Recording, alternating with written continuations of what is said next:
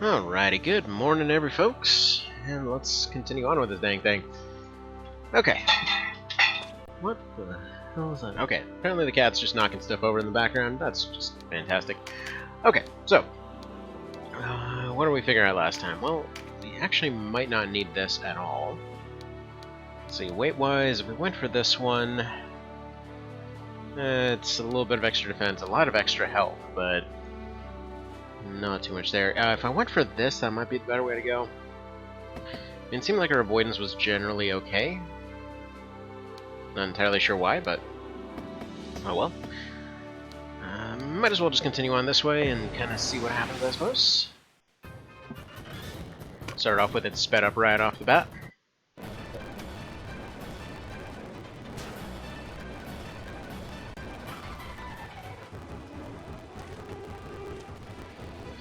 But yeah, hope everybody's been doing all right.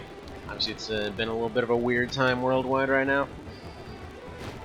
No, I still wonder if in the long run it'll wind up being a good thing.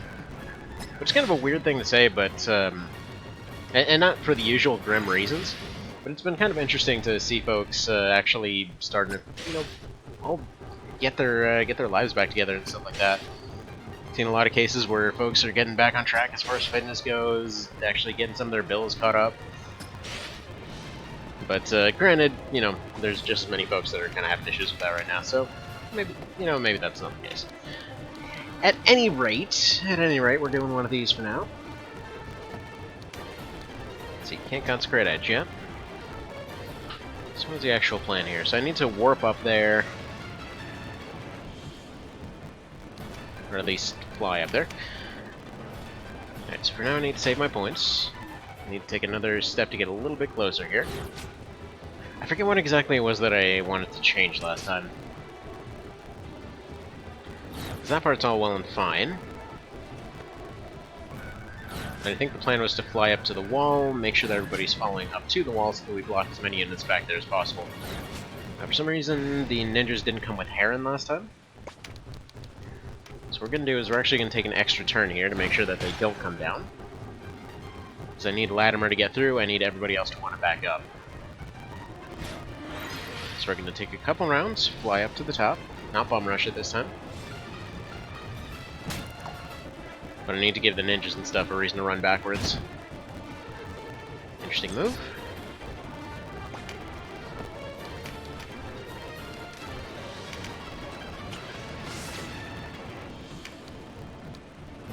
Huh.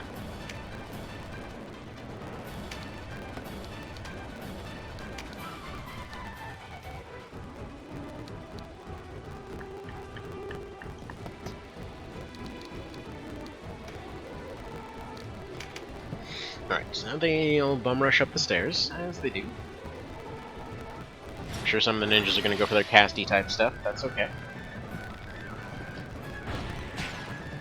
That'll occur sometimes, and where on earth did I leave my coffee? Funny part is, I literally just left the room. Oh, here it is. I was gonna say, I just left the room to go grab the thing. How have I already lost it?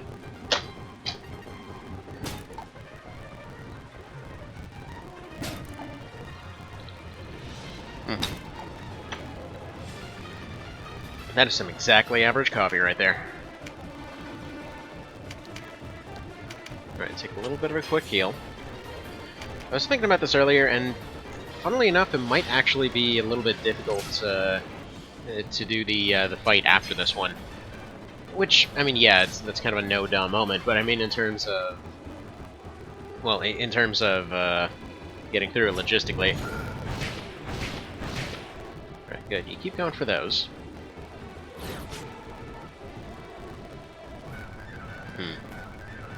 Yeah, that's why I was going for that shield, right? That's keeping all their summons and stuff doing 1 damage.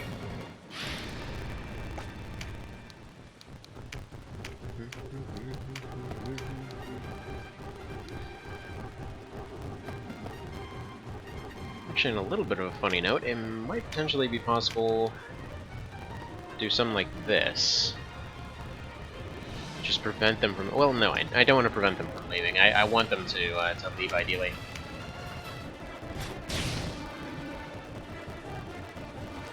But actually, in a little bit of a reverso from last time, if we split the steps and take on the back team instead of the forward one, wonder if maybe we might be able to get away with some more stuff. And then we prevent them from going up instead of going down.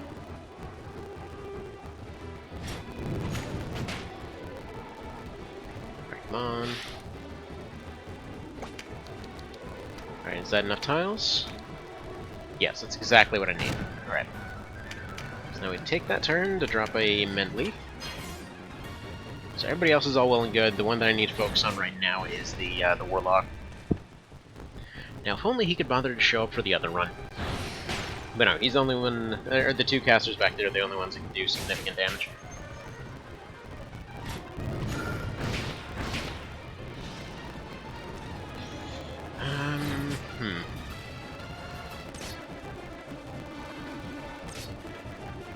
Alright, scratch that. We actually need to get out of his range.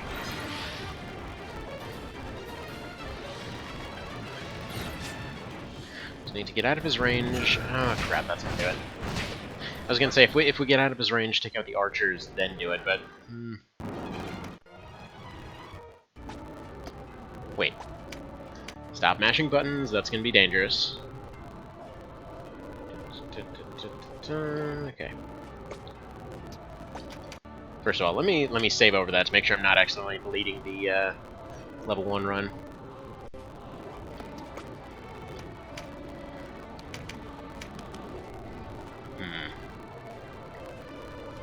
Man, Brigandine would give me a lot of extra wiggle room here.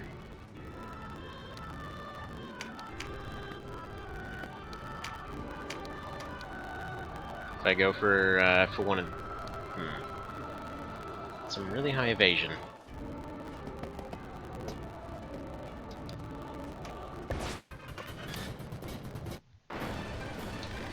I'm well aware that I should probably just commit to it, but we're gonna do it this way.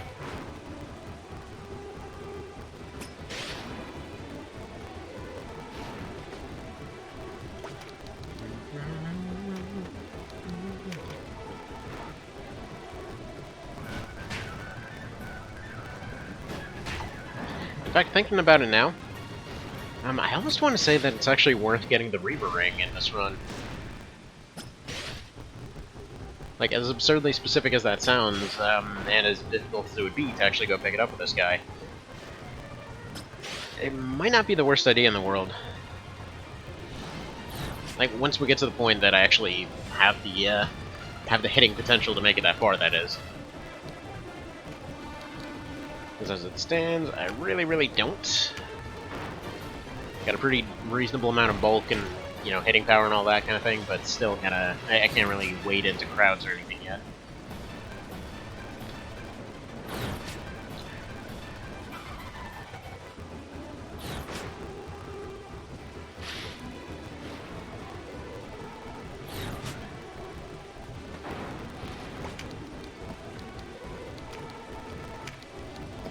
Alright, now do I have... I was wondering if my movement was getting reduced here, but no, it's not. We really are just that slow right now.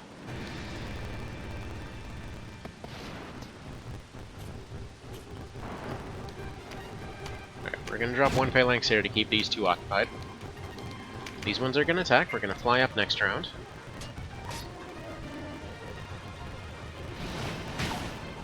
Alright, lucky dodge.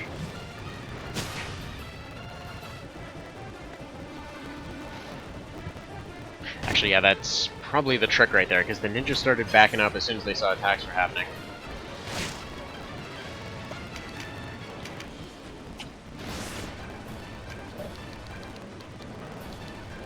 Alright, so still got a messy phalanx drop here.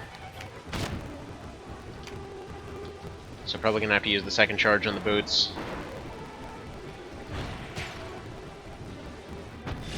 Like right now, it'll keep them in place, but I can't quite get to the tile that I need to.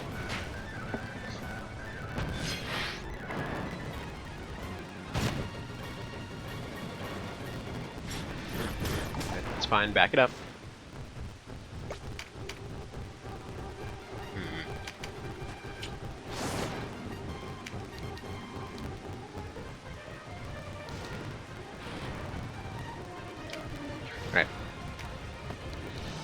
just gonna go here. Just gonna charge for one more turn. Weaken is not fantastic. Shadowbind's gonna completely whiff.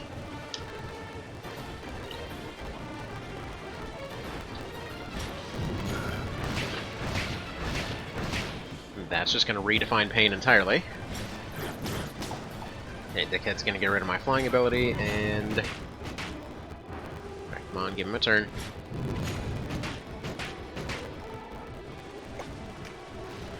Alright, drop a phalanx and run. Run! Run, Forrest, run!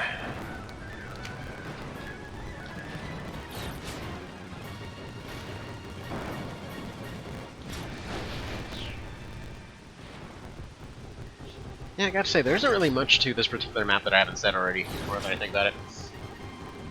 It's, I mean, it's a weird situation. We just have to lock off half the team, and then just slowly beat down the rest.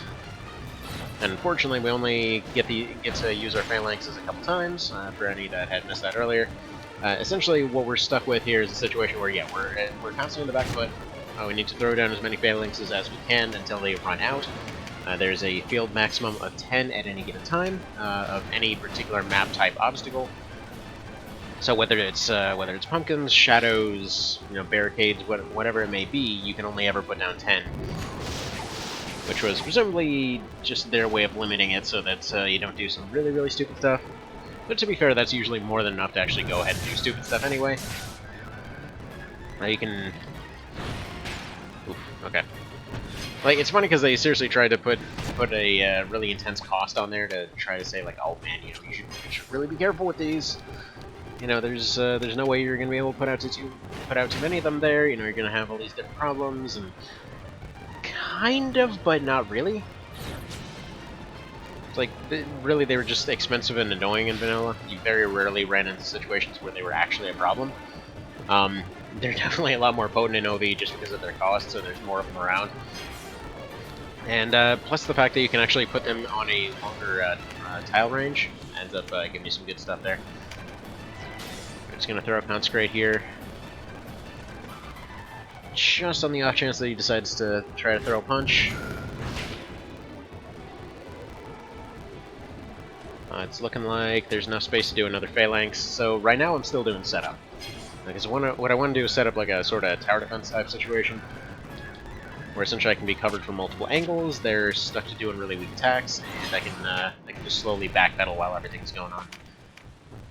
So I want to ideally only be attackable from one angle, and then just keep throwing out heals. I'm actually not entirely sure how I'm going to handle the fight after this, even if we do get past this, simply because Morn is a weird one. He's a weirdly tanky and weirdly punishing caster. Like, despite the fact that he's basically portrayed as this massive coward and whatever else. I mean, yeah, the guy's basically... okay, so it's a weird story with Morn, because he's in his endgame. Like, he's already completed his whole story arc and campaign and everything else. Dude's at the end of his story. Okay, fair enough. I get why he's kind of strong there, but it does feel like he's unusually strong. Like, I kind of think that there would have been a pretty cool thing to see. I don't know whether a fan mod or whatever else, just like Branson's story. It was like him going through and being a massive a-hole. I actually think it would have been a pretty cool take on like maybe a prequel or something like that, like what they did with Princess Zenobia, but with the bad guy. So basically, Knight of Lotus, except not like Knight of Lotus because the guy's irredeemably just a douche. But you know what I'm getting at here.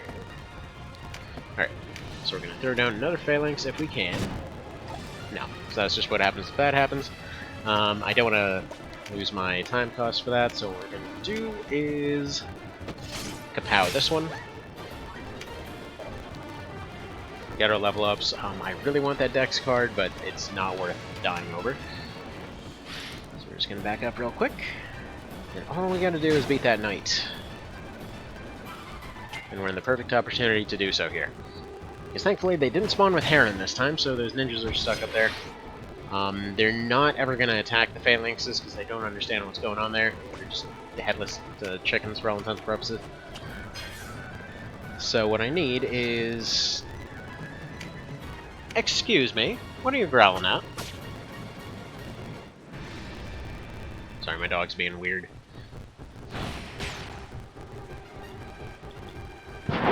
Mr. Braxton, come here.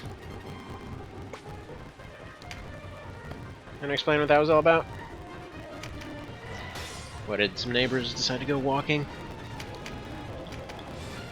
Yeah, I think quarantine's starting to get to them. There have been multiple situations now where somebody just goes and leaves their apartment and he's like, oh no, somebody's attacking us. It's kind of annoying. Especially considering that he was trained to be a service dog. No one trained him to do the guard dog thing, he just sort of started doing that on his own. We don't need a guard dog. Alright. So we're going to be doing pretty considerable damage here. Yeah, I kind of feel like just sticking in place would be the best way to go, because she'll probably attack, probably get countered. If she gets a lucky knockback, then we have a problem. Ah, that's a problem. So that means the follow-up shockwave is going to hit. Alright, they're going to get healed, but that's fine. Because essentially they're just moving around their health, they're not actually gaining anything there. Nice. And this is one of those very few times where Infinity is actually going to be the one to go for.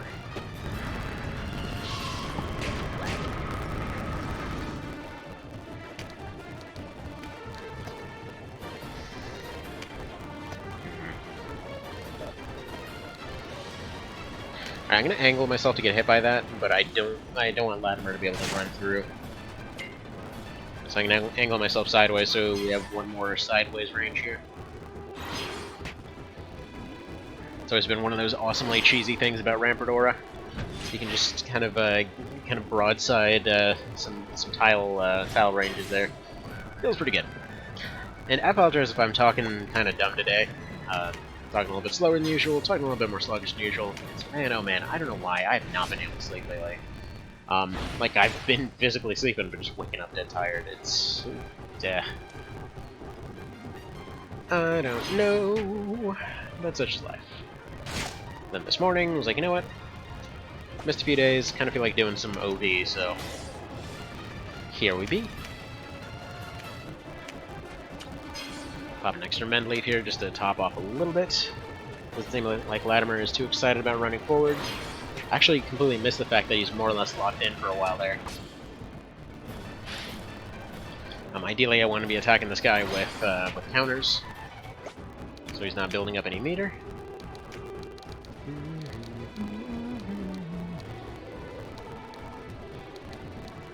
Alright, now I know I've got a dodge in here somewhere. Or you dodge. But not against him, mind you. I know that Latimer's going to have a finisher when I get there. Or actually, I guess he won't, because he's constantly spamming Guardian Force for no reason. Well, there's that. Okay, fine.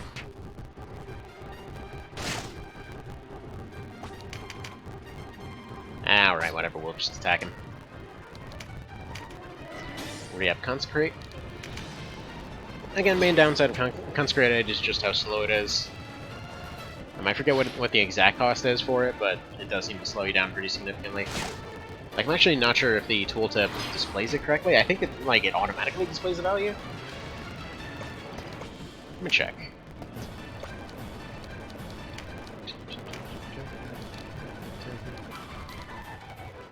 Yeah, plus 15, which I think... yeah, I mean, it's going to be about the equivalent of a finisher, give or take. Along those lines anyway. And generally speaking, the way that it works gives you True Strike, Strengthen, and light, or not light attunement, but it's still light. So really handy in terms of just being an absolute overall powerhouse. But let's see, slow down, Ice Prison, Bear Claw. Bear Claw will do the most.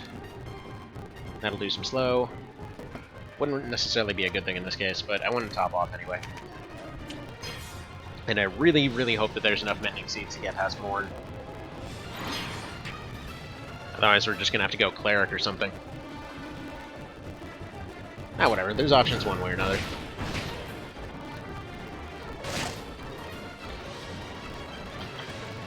Now, the cool thing about them being distracted and just basically throwing around their, throwing around their lancets over and over, is they didn't end up building up enough to get tier 2 summons right now, so we're okay.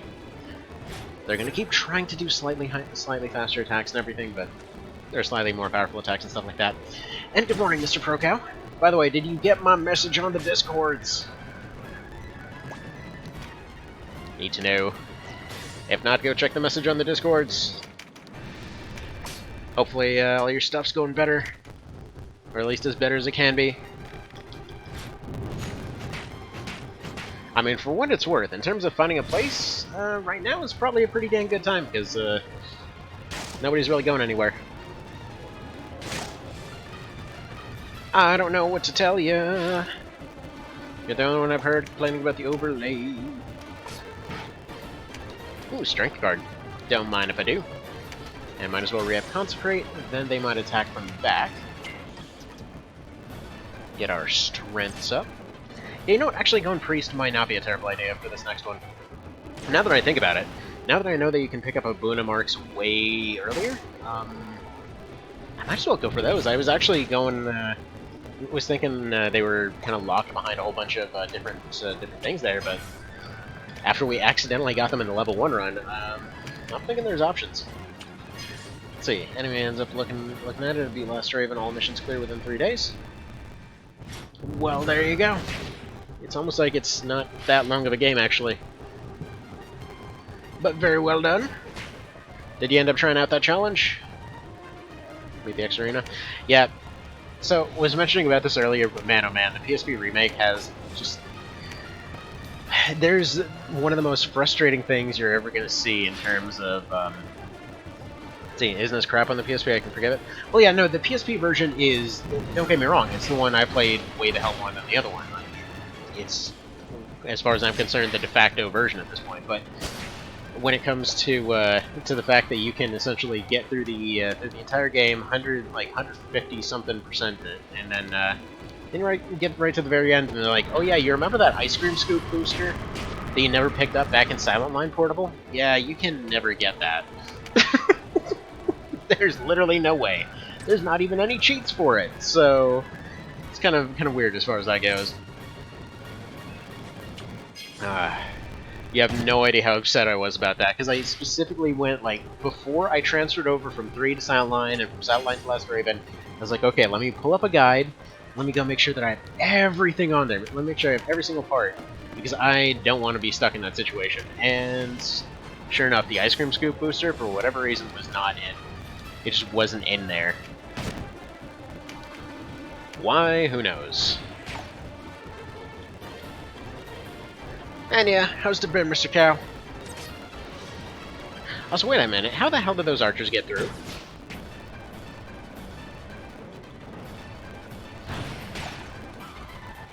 Archers. Right. Either way. Yeah, I need to go for them. I mean, A, they're going to be slow. B, I need to just break their faces right now. Because they're doing the most damage by far.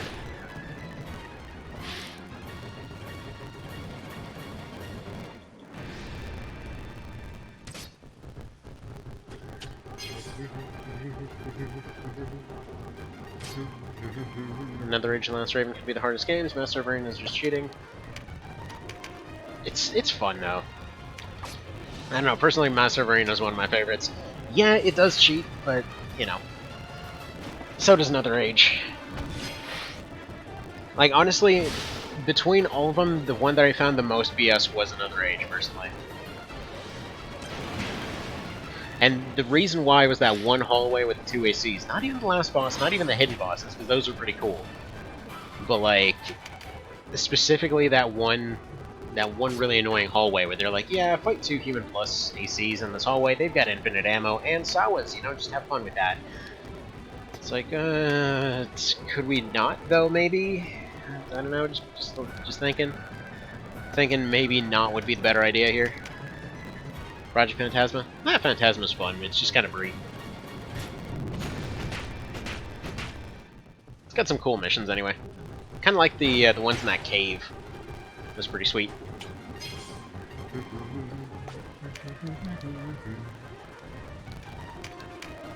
Alright, this is gonna be risky, but there's an option for a KO here. See, did that thing in Monster Hunter World, we've been trying forever, finally beats Ancient Leshen solo high rank here. Well, congratulations. Good job cutting down a tree. Stood no chance because it was a tree. That's what it gets for being a plant. That was the tree, not the reindeer thing, right? Probably should have known that was the tree. Because I remember, yeah, because I remember when you mentioned it, I was thinking of the PSP one, the Freedom Unite, except thinking if they replaced it, it would have been Freedom Unite. Yes, it's lame, just, it's fine. No, the tree, it's like Ocarina of Time never happened.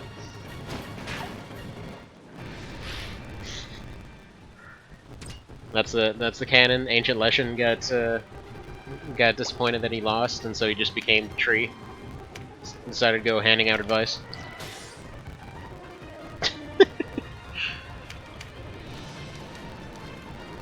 Alright, I'm gonna get this guy in breach here, because I seriously am just tired of these archers. This is what I should have done last time, instead of just sitting there and letting myself get rained on with spear finishers over and over. Which, by the way, level 1 run routing for this one for One Vision, it's been something. Because, you know what, there's actually a lot of benefits that aren't even on hand for this one.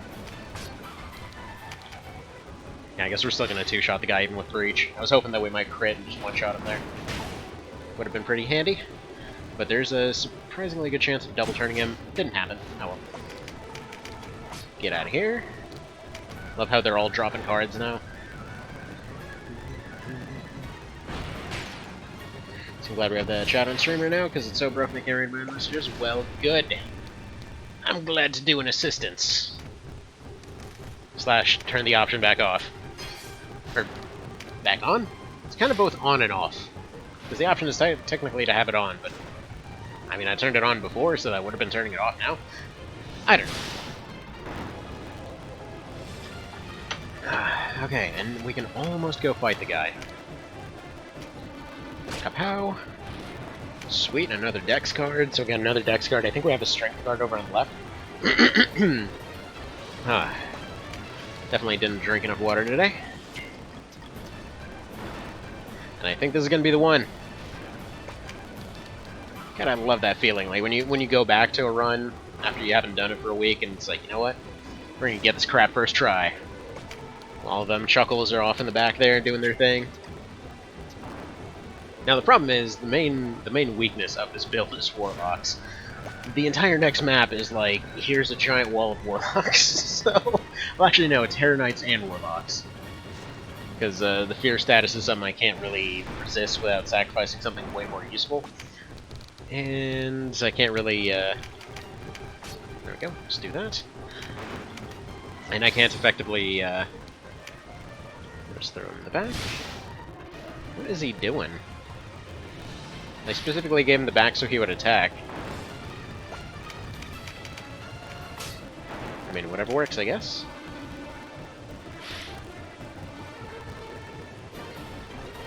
I mean, I know his AI is telling him to do Vanguard, so he's gonna automatically lock to the center of the map, give or take. Throw that out there to give him a slow. Slow on a knight is gonna be pretty ridiculous, actually. But unfortunately, he's gonna go and unburden himself, which actually is a benefit now that I think about it. Because although we're not gonna have enough points to sustain... we're not gonna be able to sustain constant use of Consecrate. We should be able to throw out finishers every now and then.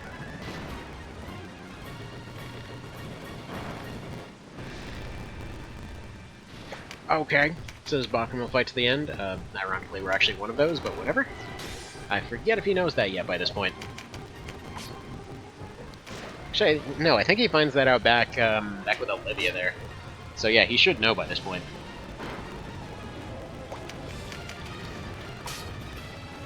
Alright, come on, one more attack. That's all we need. Unfortunately, he nailed us 25%, so we might not actually get that attack. Checkmate! There we go. It's done. Yeah, better be unexpected. Holy crap. How many tries does that take? Like 30?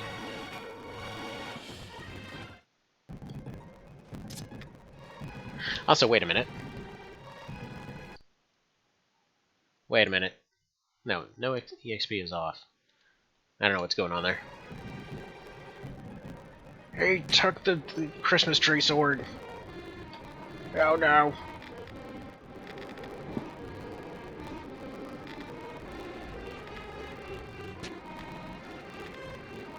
So can't wait until the community comes together to mod Last Raven and make it better again, but guess what, they don't. What if I knew how those PS2 mod works for DBZ games, but known in Spanish? There's one person doing effective modding for AC that I know of, and that was... I'd have to look up their name. But they were the one that did the cheats for Formula Front. Now, as far as I know, they're the only ones that do. See, regularly myself do things Last Raven that even Misclicks won't try. Yeah, you gotta go do parry only. All the parry onlys. But no, so yeah, the cheat list that I posted up on whatever the hell it was forever ago now. Yeah, basically it came from them. So hang on, I'm taking a look through my bookmarks here because I know I have them saved. Give me just a sec here.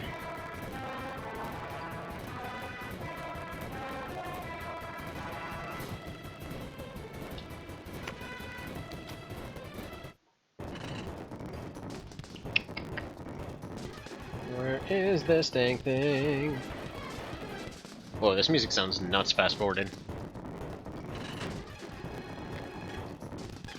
Like I said, literally just witches, warlocks, Mr. Elf Mage over here, and all the Dark Knights.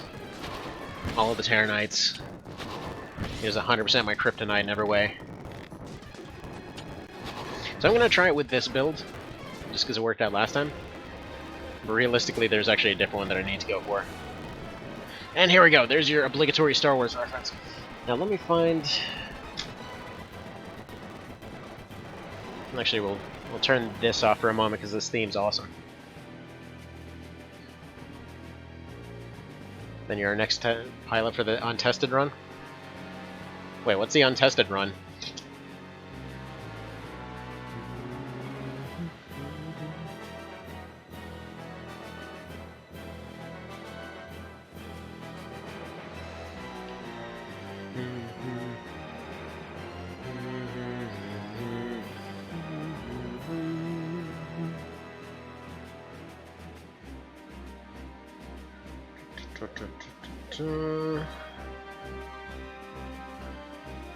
Sorry, these guys don't advertise very well, so I'm trying to find them again.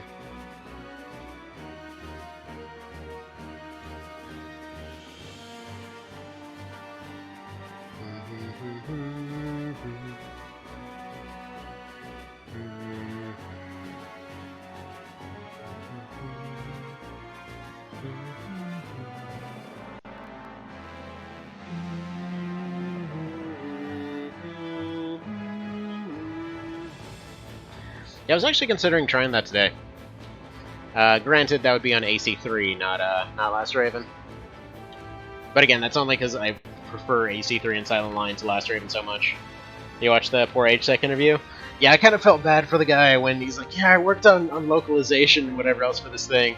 And I sure liked using the English voices. Like, the English voices never made it to the English version. Like, oh.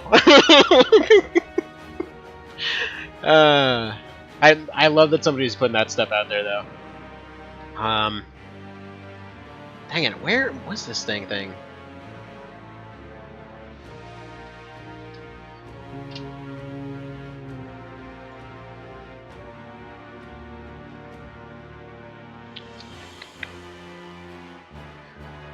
Oh, nice. Apparently we passed 700 subs on YouTube there.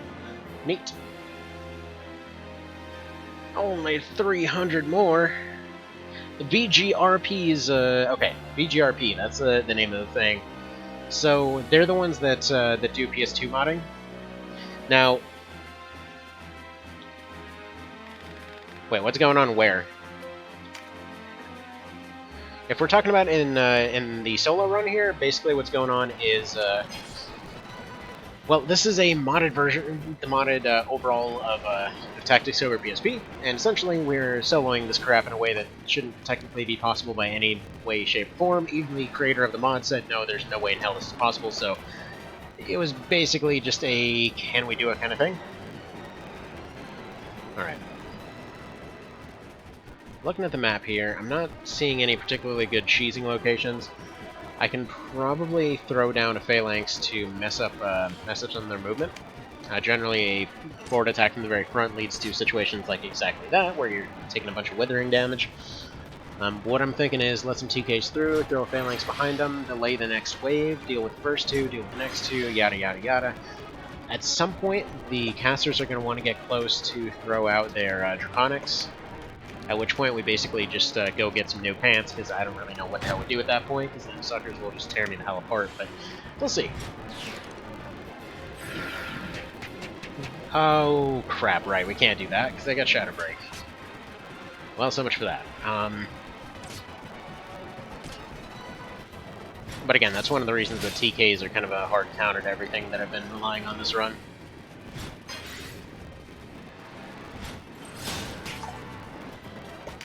Basically, Shadow Break, for those that don't know, is an ability that allows them to detonate their...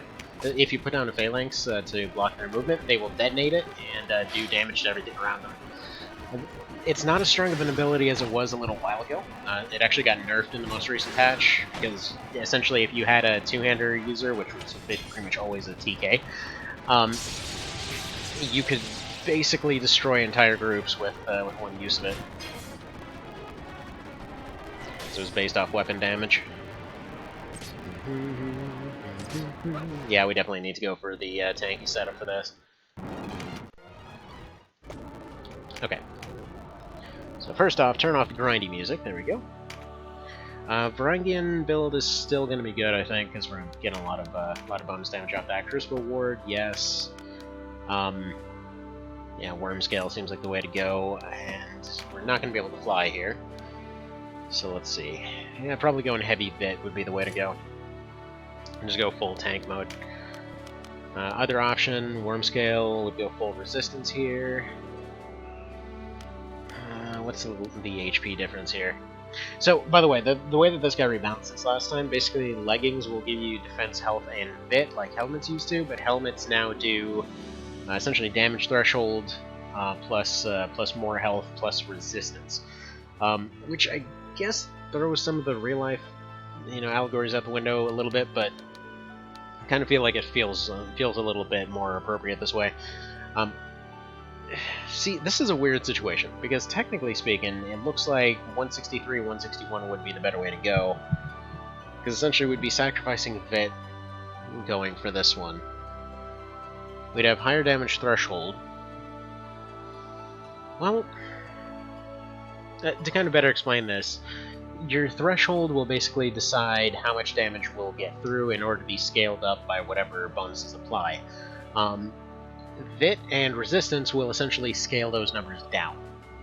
So right now we've got good overall scaling going on. In this case, we'd be able to take 20 damage off the top. It feels like that should be about right.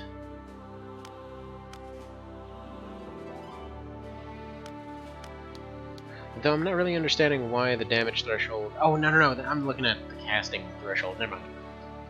Yeah, no, threshold goes down by a slight bit, but then we're a lot better versus casters. Like, a lot better, and they're going to be the main hitters here. Which seems a little backwards.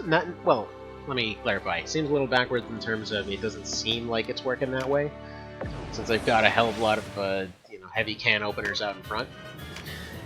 But it absolutely is that way. Like, sure, they're the dangerous ones at first, but I've got parry to avoid that. Like, I've got a 40% chance to just say no to everyone. There's hacks there. However, everybody in the back, all the three main casters there, will just absolutely tear a new one as soon as they get within range. Especially Brenton, which, even if you're running a tank build, he can usually take off more than half with a single attack, so... that's not going to do anything great here. There's also potentially the option for going for a lower level thing, because we don't have to use Flight here. But let's see how this goes first before we get into cheese territory. Actually, I forgot to redo his skills. That's fine. It's perfectly fine. We'll still continue the cheesy approach here. I'm kind of thinking Fortify might be a good active skill to get. Not Momentum, I forget what it's called right now. Hi there, Evan, thank you. Appreciate it for the now 10 months, god dang. Exactly. He wants to go rule the galaxy together, but he's only an uncle. It's not allowed. He's too low rank to occupy this galaxy. So by the way, Mr. Cow, on the new and updated chip of optimal awesomeness, the adapter finally frickin' came in, so it turns out it's got almost double the space of last time. So send everything you've ever wanted on that thing and it'll be there. But yeah, no, what was I saying here? So yeah, the updated version of this will be in there with the armor rebalance and stuff like that too. Alright, Fearful Impact, come on, parry. Oh, parry, why? Right, speed this up a little bit. Yeah, we might have to just go Cleric on this. It's probably going to be the way to go.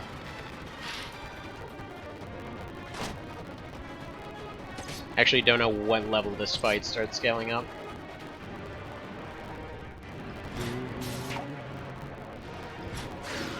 Thankfully, though, as far as healing goes, they only have the one healer. Oh, wow. RNG, why? Why are you like this?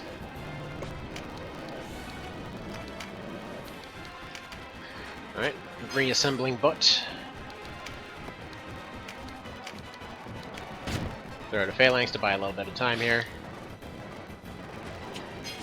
It's weird how in the mess of all these things, those ones that were tearing me apart there are not actually the main threat. Ah. But why? Yeah, as I was saying earlier, the level 1 run of this, routing for it is very interesting. Oh, get out of here. Alright, we got put to sleep by that guy.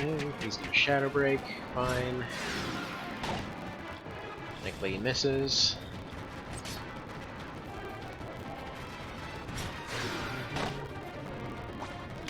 Alright, good. Mostly thinking we back off, wait for this stuff to wear off here. Throw out another Phalanx. It's literally just a delay method at this point. Now, I think all of their healers will decide to back up once we get past this bottom line here. That's the hope, anyway. But anywho, also back on that whole VRGP thing, like I was talking about PS2 modding and all that kind of thing. Like, basically what they unlocked for Formula Front was a bunch of new maps, a bunch of new options that they didn't know what to do with. I know that I think it was Azure that was doing the modding for what's it? I apologize, sleepy brain happens. But that was doing the modding for Last Raven, and specifically Last Raven Portable, and they knew what a lot of the functions are. Like they did the digging, they know what stuff is, but they just don't use it. Like, apparently they found a way to mess with the UI, they found a way to mess with a bunch of different stuff, and then just decided, you know what, that's good enough, we don't really feel like going anywhere with this. And then they didn't. Don't know why. But that's just kind of how that went. Yeah, I really feel like going Priest is the way to go here. Because they're throwing out so many debuffs. Although, you know what? That's an interesting development right there. What kind of damage do we do? 220. You know what? We can one-shot this. Oh, we can one-shot this. If he's gonna charge if we go back here, all I need is one full bar. Throw out a Consecrate, throw out a driving cut, and that's it. That's checkmate right there.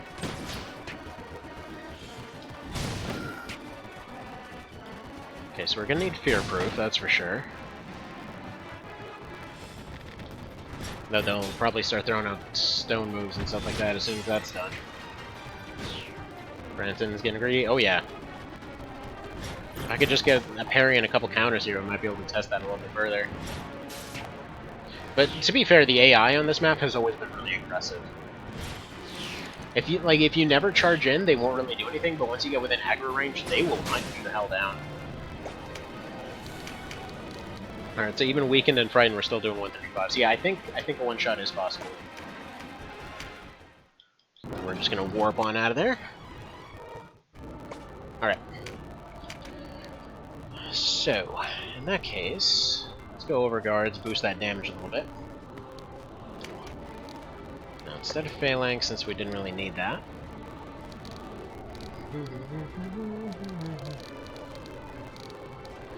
Max TP 4, so that'll give us 300. Oglight is good. What does Driving Cut use again? Is that fire? That's lightning. Do you have anything to put lightning on there? Let's see, Stop Ward we need. Oglight helps with our base damage. Counter is good. Field Elf is needed. I almost want to say Rampart is the one to get rid of here.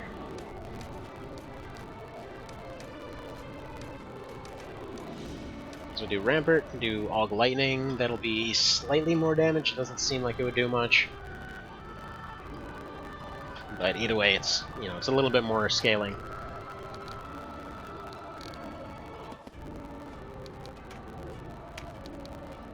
Alright.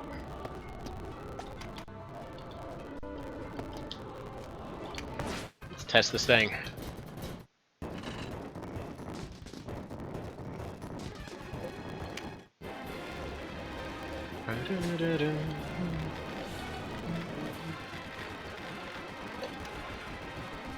Now, I'm thinking the way that the AI thinks, their first...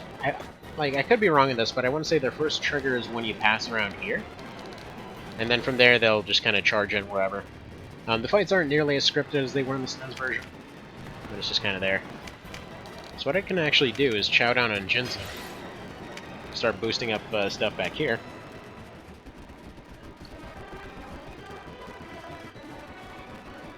Yeah, no, he's already charging, actually, so forget that first thing. It might just be as soon as they feel that, that they've got you dead to rights here. In fact, it might be an idea to actually charge back here.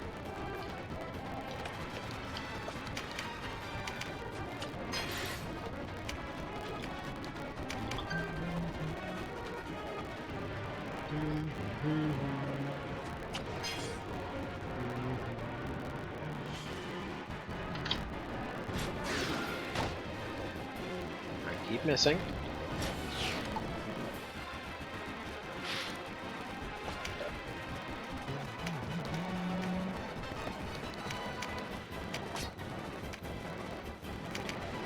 Right, there are the Consecrate.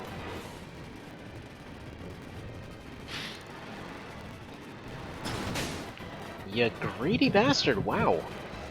He's actually going for it. Hell, his ranged units haven't even tried to get close.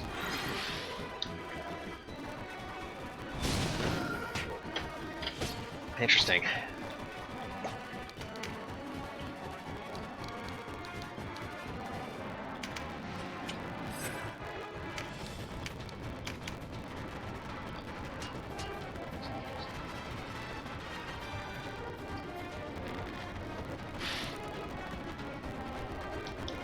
I mean, to be fair, when you've got this much of an advantage, I kind of don't blame him for getting greedy. Oh no, there he goes. He ran! Been listening to way too many Hunchback of Notre Dame covers lately. No idea why, but especially the Jonathan Young cover there. The Bells of Notre Dame. Holy crap, that's good.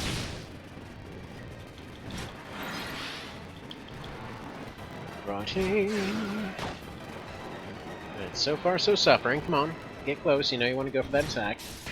I think what it is, last time he had bad angles, so we never got to get a missile attack off. So I'm thinking if we maybe stay out of his range a little bit, maybe he'll decide to get a little bit closer. Because yeah, last time was just maximum greed. Let's stay by the statue. Yeah, if I had access to Lord already, this is exactly Or if I had gone for Access to Lord here, this is exactly what I'd be doing here. Just basically using Tabula over and over. Just to shake all this stuff off. Because as cool as it would be to pull off the one-shot here, I think we are probably just going to have to go Cleric. Come on, get close. Alright, that's cool. I mean, it's not like I've got maxed out parry or anything. Alright. Actually, I think Cleric might not even scale up here. Might just be a total curb stomp.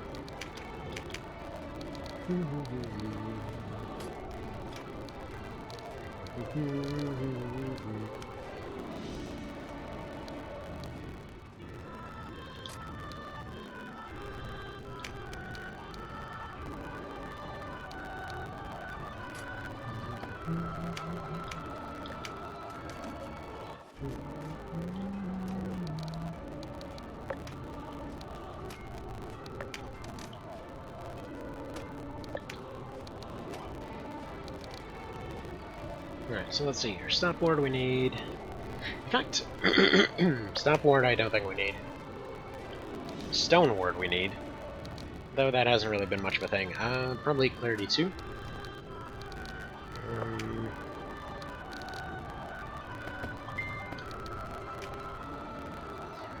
Let's see.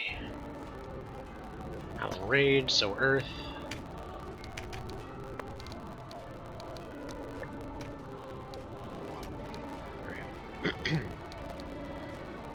Light Dog, Earth. This looks good.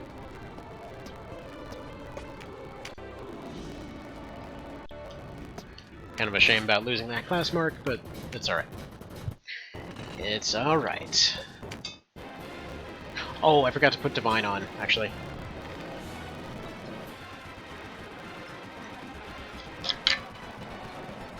Now let me do that right now.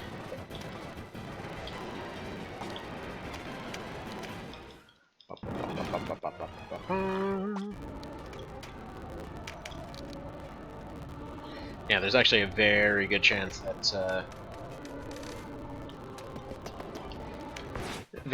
this actually doesn't scale up yet.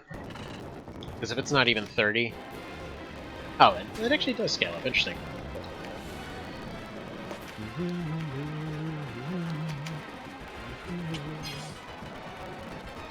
So, cool thing about Cleric. Basically can do all your damage through counters. It's pretty neat.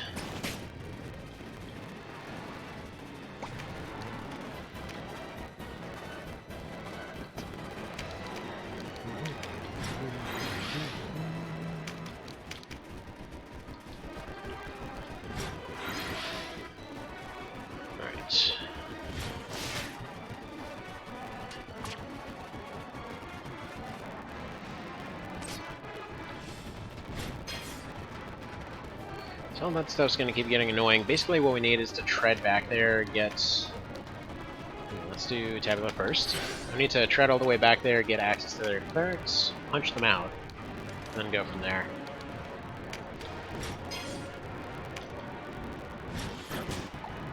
But yeah, our tanking potential is pretty ridiculous.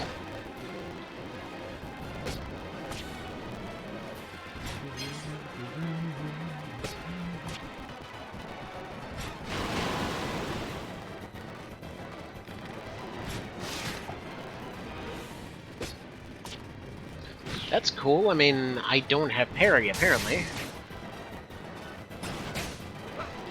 Boy, oh boy, it'd be nice if that would work. I mean, I know parry got nerfed, but come on now. Yeah, it's parry +1.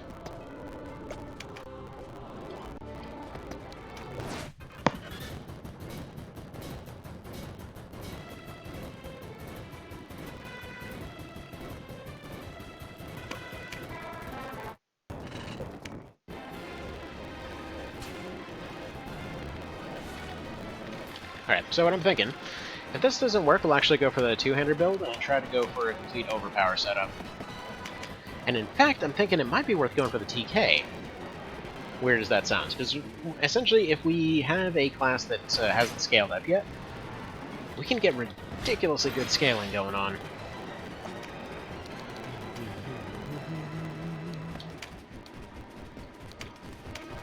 Oh wait, right, I forgot to put on the thing, didn't I? Ah, whatever. Let's see what happens if I just go without it.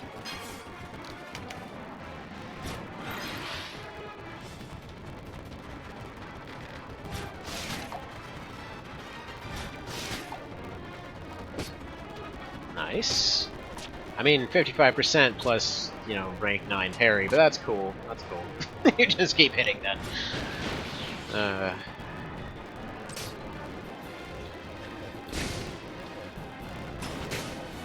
Right, so that might not be the way to go.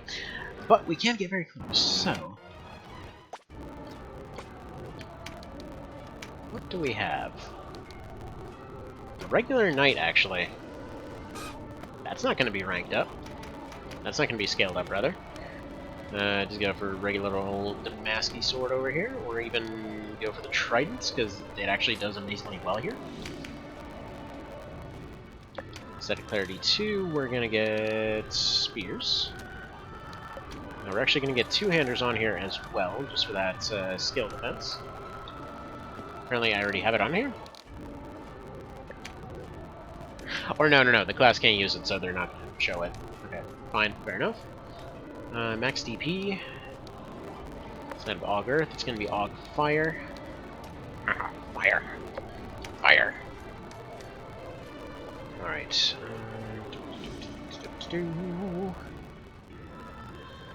Immunity knockback has no effect on damage taken, and that's it.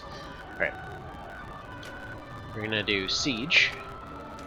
Feels appropriate here. This is not actually what a siege is, but that's fine. And still light. Actually, Rampart Aura. There we go. And there we go. That's looking like a good idea. Get out of here, Cleric. So we're still gonna have really good healing potential. Not infinite. There we go. That's looking more like it. So it seems like anything past 20 he will scale up to. Or this fight might just be locked to hard scaling at all times. I don't know. But still, at a lower level, you're going to have access to worse gear. Yeah, he's doing 70 as opposed to the 180 he was doing before. It's an improvement.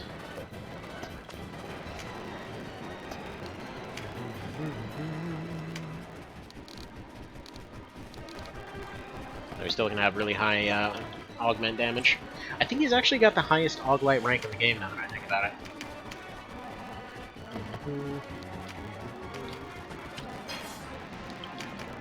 But we should be able to go for the one-shot here.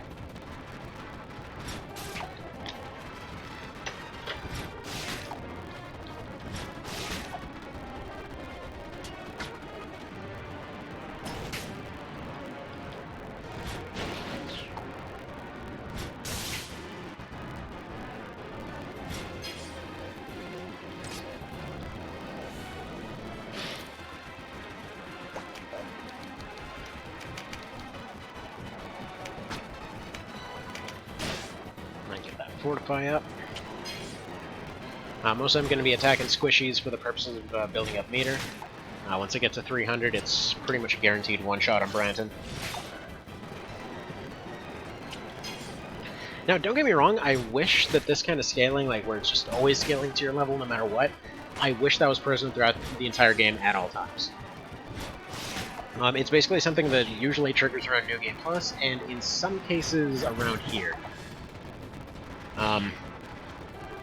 Like it's kind of funky about when exactly it actually does its thing. Yeah, 186. We're not even remotely full. I don't think we're even going to get the strength in for this one. Siege to resist a little better.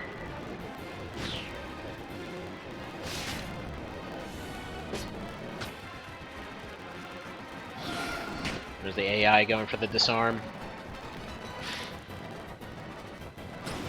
Oof.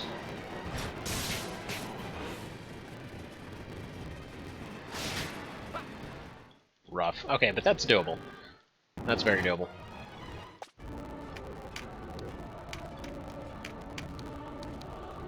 Now, what does this look like if we go full beef mode here? So they got rid of the heavy Vit shields. Let's see. Hand made it all the way here without scaling, then got stuck. Only leveled archers and one berserker. That was in vanilla.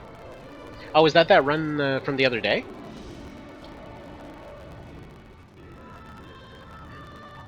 Because I saw he was doing a run. I didn't see what kind it was. Meant to drop by and take a look, but didn't end up making it.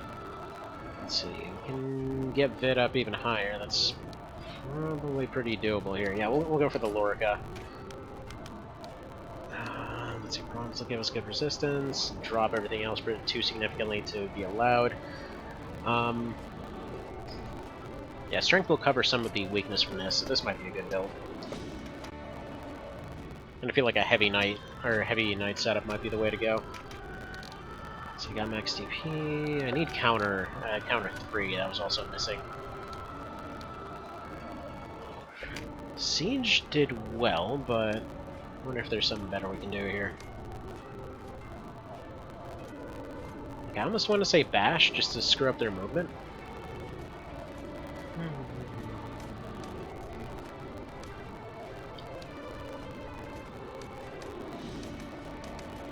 I guess we could go for Phalanx, just try to screw them up entirely. They can't blow them all up, right? Let's do it 3 weeks ago. I was just doing an archer run to show off an LTO. Gotcha. Alright there, thank you there, Mr. Cerebro. Good to see ya. Sorry that we haven't done Chicken Run this week. Schedule was a little bit different than I thought. I was kind of expecting to get to it. Didn't end up actually getting to it. That's my bad. Alright. Bait him out with that.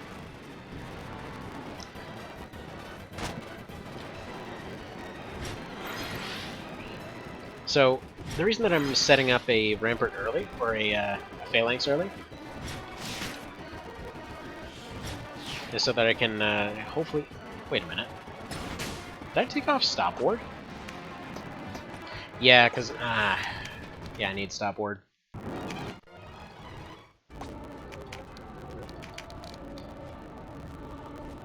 Yeah, should probably have that instead of Phalanx, actually, then.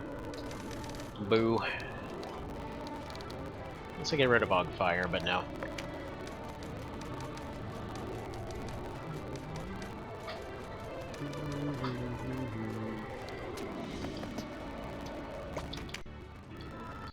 But yeah, it's always fun to learn new stuff about Vanilla TO, though. I'm not sure how an Archer run would get stuck here. Archers are kind of a hard counter for everything on this map. What happened?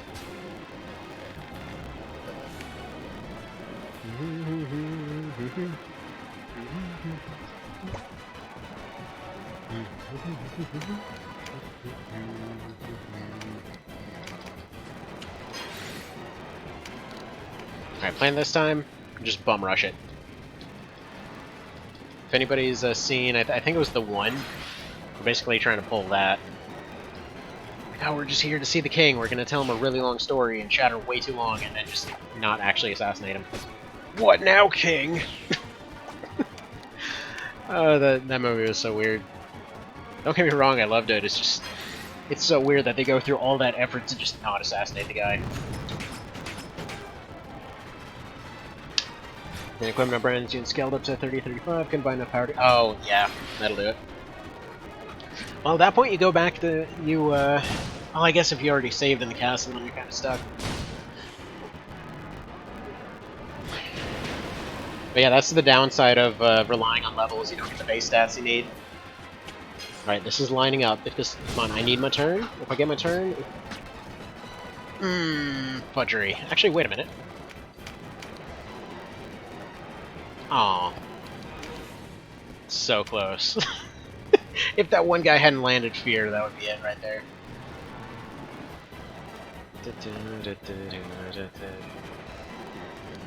I mean, one way or another, I might as well at this point, because, hang on, wait, skill, stop ward. Maybe I should do Fear Ward. Just kind of... Their odds of hitting a Leaden are pretty low. If only that could crit.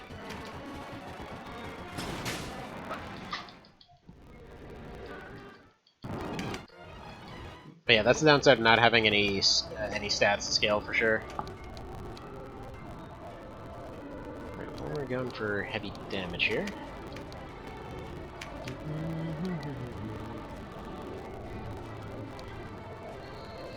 I suppose also what I could do is go for a shard shield. Basically, could have caused him to take himself out there. Nah. Also, theoretically, could go for the Labrise. Maybe not. There's a lot of potential options here, but I mean, probably sword is the best option, because really what I need is the Damask Spear by this point. Part of the reason that I'm not doing the damage I should is because, yeah, you may notice we have a little bit of a jump here. But yeah, since these guys can't use heavy spears, the Colonacron can't really be used here, which still sounds like it's supposed to sound like Omicron or something. This would be a pretty much guaranteed one-shot, though. We just go for a Bad Blood setup, but we don't have the 2-tile range at that point. Alright, we're going to try to get rid of Stop Ward, and put Fear Ward in its place. So we know we've got the damage. We just need to not get debuffed on the way.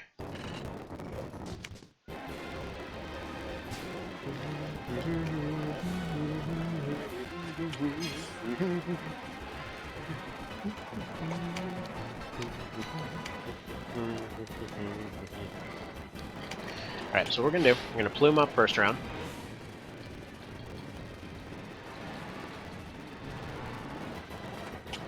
Yes, I'm well aware that that's going to get dispelled. It's fine. Okay, that's just plain rude, Archer. Plain rude. Not sure what part of 45% you don't seem to understand today, but that's alright. That's just fine.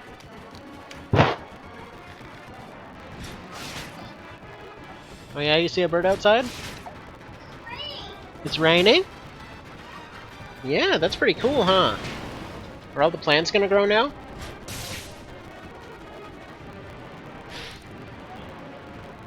Alright. And 29%. And the dispel hits. My oh my, these odds aren't dandy. Alright. Take a mending. Continue with the running forward. Yes, I should really go pick up Siege again. Okay, 32%, 45%. Wisp. This is theoretically possible. I just need to get my next turn. If they'd stop hitting like 20 and 30% abilities, then... Actually, no, this is already screwed, unless somebody crits me to go one step closer to Brent.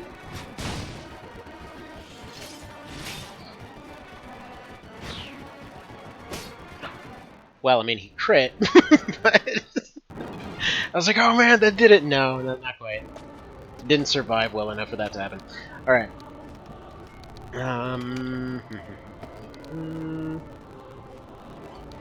Yeah, Fear Ward's good. Good. What was I just thinking there? You know what? If we do Shard Shield, or actually Spike Shield, it's gonna seem like a weird one, they're gonna do a bunch of self-damage. And if it's all the melee units getting damaged, then the healers will run forward, and they will decide to go for that instead. They usually won't go for Dispel if their own units are hurt. And that's usually why Dispel has been such a massive issue over the course of this run, because, well, none of their guys are getting hurt until they're just instantly dead, so they're usually better off just throwing out those debuffs.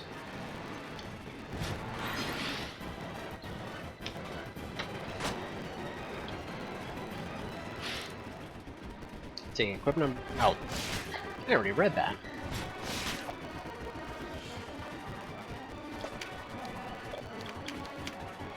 And then if that doesn't work, we'll go for the siege approach again.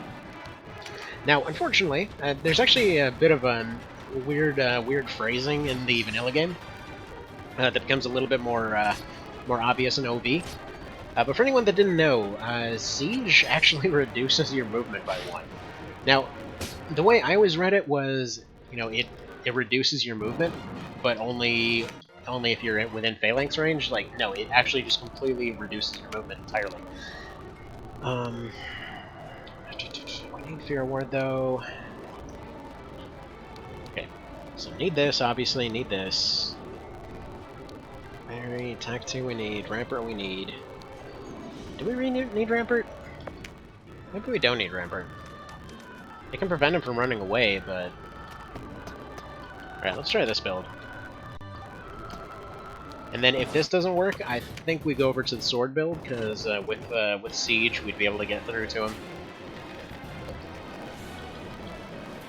Remember that because I wondered why some of my units were slower than the rest? Yeah, I can't even believe that, like, it makes sense, I guess, because they probably had mechanical limitations and stuff like that. It's just, as soon as I found that out, I was like, you know what? This comes in on a unit with, like, friggin' 4 movement on it. You're seriously telling me it can go down to 3? And I think there was actually, I think you could actually get it on some 3 movement units, and then you're just down to 2 tiles. What's that? That's just disgusting. So I'm just imagining them doing the whole Tranquil Walk of Peace thing from Dark Souls. Just like trudging along, just meanwhile some rogue in the background's like, man, this guy looks like an idiot. Okay, fortify. Get rid of the thing, please. Where's my burn bolus? Which I still think is a mushroom or something. Now, I think facing the back of the map causes them to charge more likely.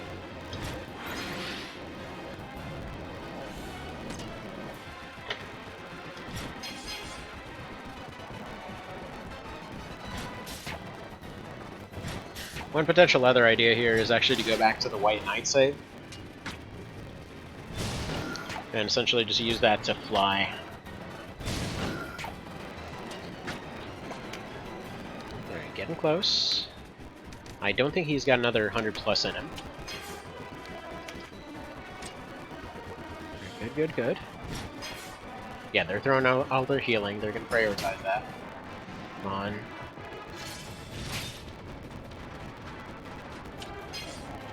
Good. Good, good, good. Keep busy. Come on, 50%'s really? Not that it's surprising, just kind of annoying. Alright, can I move now, please? Can I move now, please? Is that it? Well, that's just disappointing. Makes this run unwatchable. Aww. Who's saying that? SP Hubal? Well, fine, we'll slow it down. But then, see, here's the thing. It's a weird trade-off. Because it's either the fact that this takes 10 billion turns makes it unwatchable, or... And shot in the face, back head thing.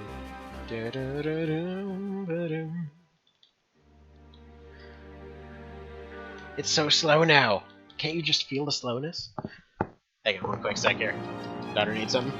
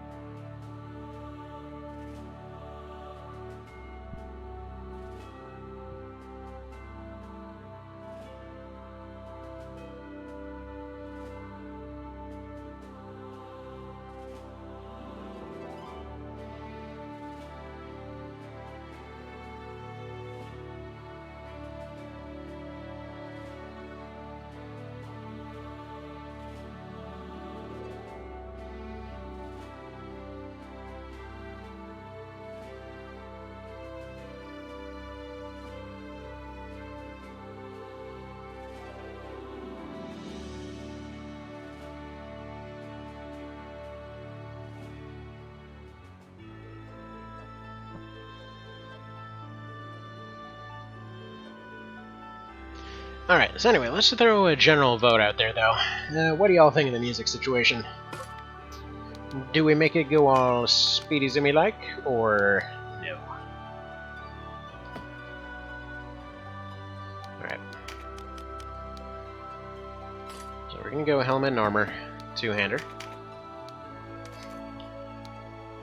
Consecrate, yes. Some water here. Where's the water? Alright, water, parry 9, attack 2, axes should be two-handers. That'll make us fight the front lines a bit better. It's usually playing fast forward anyway, but I don't mind either way.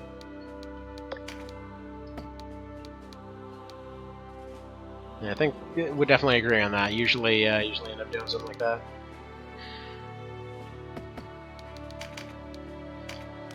And then at that point, I might as well just do wing boots. And then just get close and just go completely nutso mode, essentially.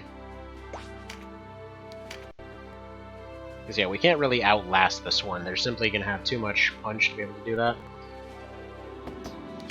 So we'll try it once like this. Always kind of wonder if that city in the background is supposed to kind of look like Alexandria.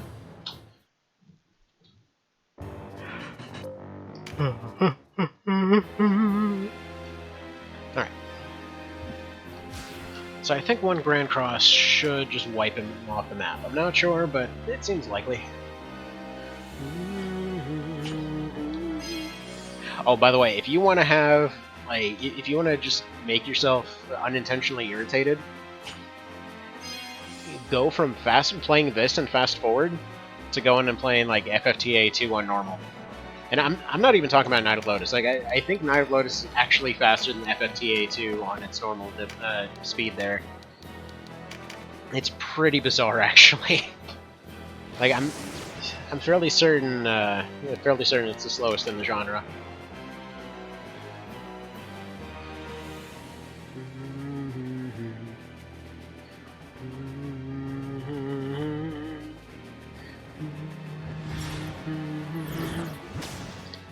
Man.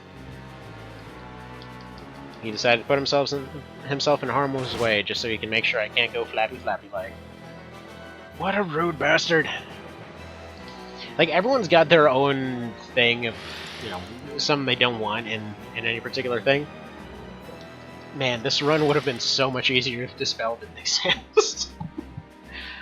You have no idea how much easier this run would have been if Dispel didn't exist. Like, we could just basically permafly the entire time. I guess that's the annoying part of all of the movement items, essentially allowing you to cast the ability rather than anything else. Because before, you know, if you got dispelled before, it was perfectly fine. Now it's like, nope, you've been dispelled, congratulations, your life is no.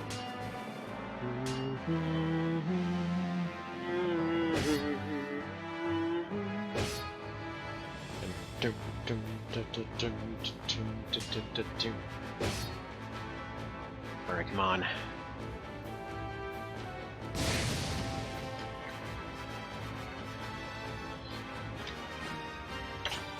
Alright, good. Now you stay within range, sir.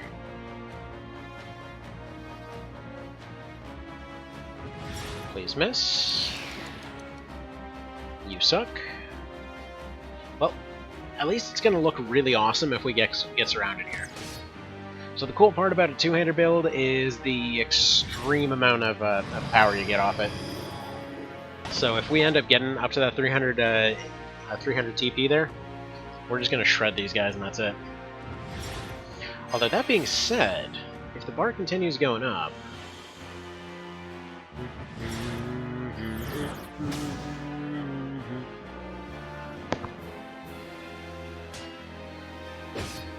I was going to say if we crit that guy, that'd be something. One potential idea here, though, is if we can just break out and run, maybe. It's looking pretty well toast at this point, but please miss. Good. There's still a possibility here. It's very slight. Alright. Can we make the kaboom happen?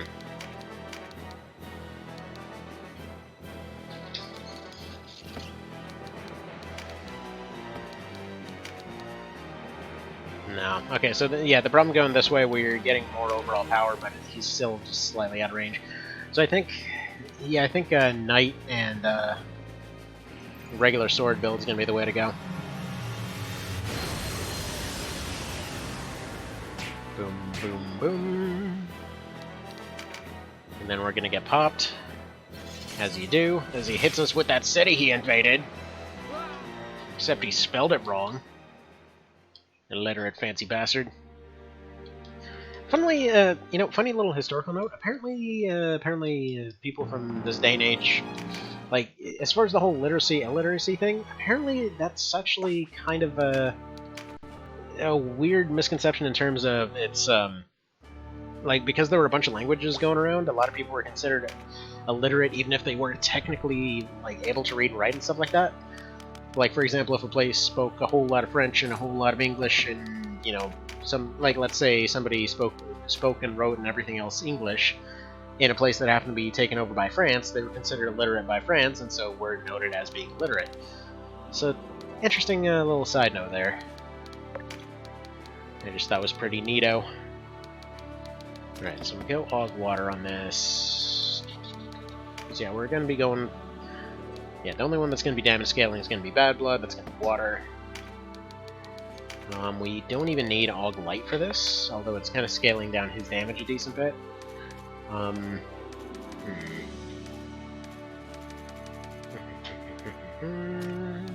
There's some Rampart on there, prevent us from getting surrounded, Siege to keep them... Hey, you know what, this could work.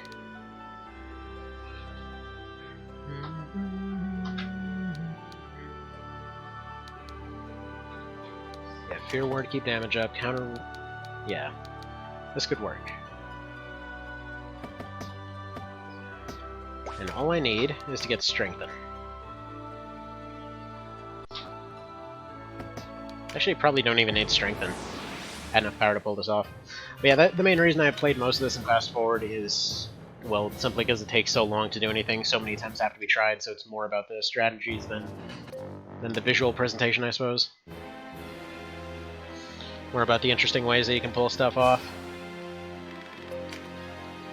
And after you've seen him talking about how he wants to go rule the galaxy with his nephew, you know, once you've seen it 50 times, you've probably seen it 100.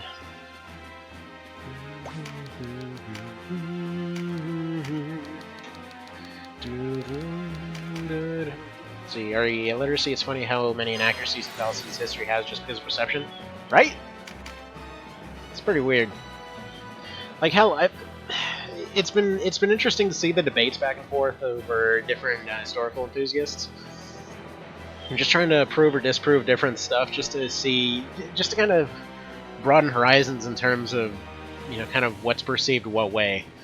Like, I think one of the ones I found kind of funny, because the guy went completely off the rails, and I think he's been kind of taking it too far by this point, is a guy that was going on and on about different bow grips and, you know, vaguely medieval times and all that kind of thing, just based off artwork and all this other kind of thing over, you know, kind of showing that they paid a hell of a lot of attention to detail, but they are always showing people with different bow grips. Meanwhile, they're showing people with accurate sword grips and things like that, so the question more or less became, like, what part of this is accurate, what isn't. But yeah, so what it turned into was this whole back and forth with between professional shooters and between professional like historians and things like that, and between like amateur ones and whatever else. And ultimately, it boiled down to no one really knows for sure, but yeah, it seems possible that somebody used this easier grip. So he just watched Oversimplified Sanity the 8th video last night. It's pretty good. Showed the side of his life where he wasn't divorcing and beheading his wives. Yep. All that time with the partying. I actually never knew about the costume thing up until I watched that too. I was watching that while assembling some masks the other day. That kind of stuff is fun. A little bit of a random note here. This one random NPC, Powell, feels like he's been on just about every map that I've been on lately. I don't know why he keeps rolling that name. Apparently there's something to the effect of like 370-something different NPC names. But yeah, it keeps rolling Powell for some reason. I know Rakes put the exact number up a few days ago. Because the guy wanted to know how many Berts there were in the game. Because he was doing the Bert percent run. He's literally just going through and trying to... Like, he's considering the run done once he hires everybody named Bert. Or with a Bert in their name. Like Cuthbert, Gilbert, etc. I was telling him he needs to go make that a speedrun category. The Bert percent speedrun. Those who feel like gambling.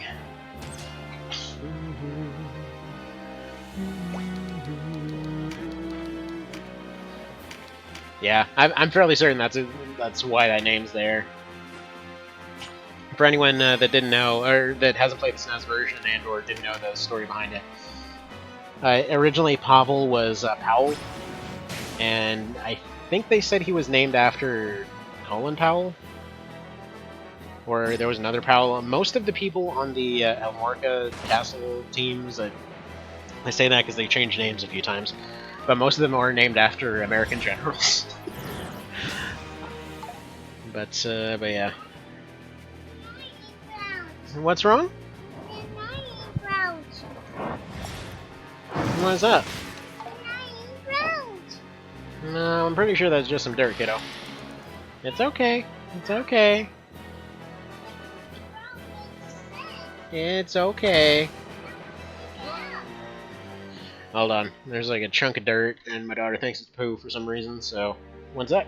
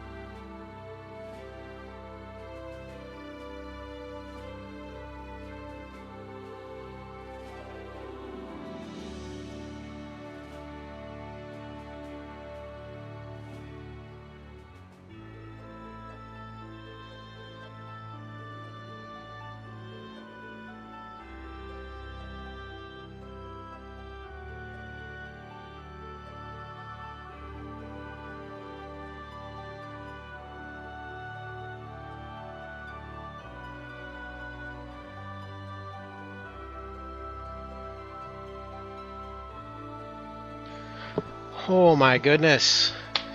Just went outside. It's all nice and raining in that nice spring weather. Hot dang, that feels good.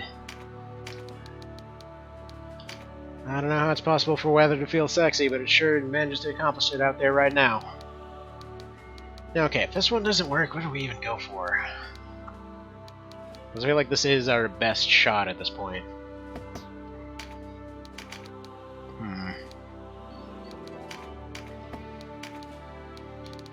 Is it possibly going down the Spike Shield approach? Maybe even the Shard Shield approach. Actually, yeah, that might be the best way to go. Actually, thinking about it even further, wonder if an idea might be to go back to Spear. Let him get his one big attack off. Then he'd essentially be knocked down where he needs to be. We'll see. Anyway, we're going back to fast forward, because, yeah.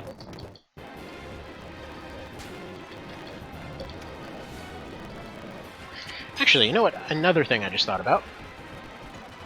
Let's see, let's go to the settings. Alright, so go controls, tools, whatever. I'm wondering, for the fast forward, is there a way to do it like 90% of what it usually does? Because if there is, and if I could maybe stop accidentally rolling my chair over my cords, that'd be probably a good idea there. What I'm thinking is, if I can make it to about 90%, then it shouldn't have that weird sound issue.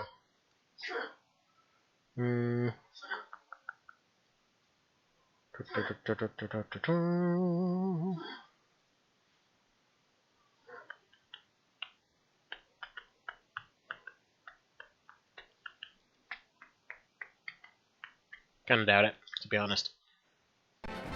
Alright. Never mind. Away we go. I know I've seen the option somewhere, but I can't for the life of me remember where. We'll just get that figured out for next time.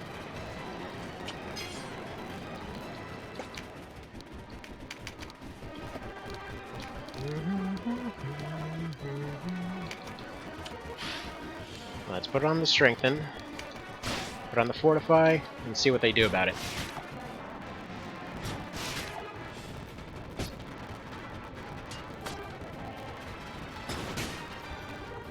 So he's gonna counter hit himself there.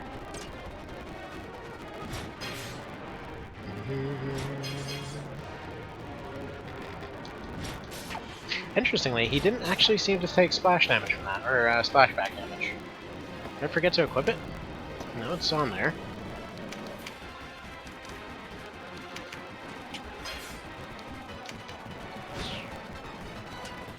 Nice. Of course, the downside is for Bad Blood to hit, I gotta be right next to him. So this still might not necessarily work. I think I still outspeed him even with Siege. But I need to roll a whole bunch of defensive rolls here. Okay, and yeah, no, he is taking splashback damage. Must have just gotten healed by something else. Ah, get out of here, okay. And if I gotta be right next to him anyway, then I probably just want to go for the evasion one. Actually, just go for the spell deflecting one. Because the other stuff I'm doing a pretty good job of avoiding.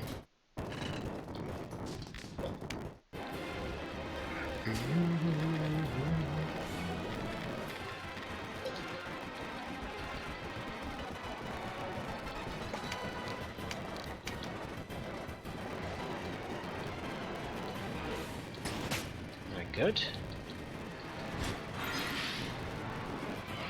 Good, good.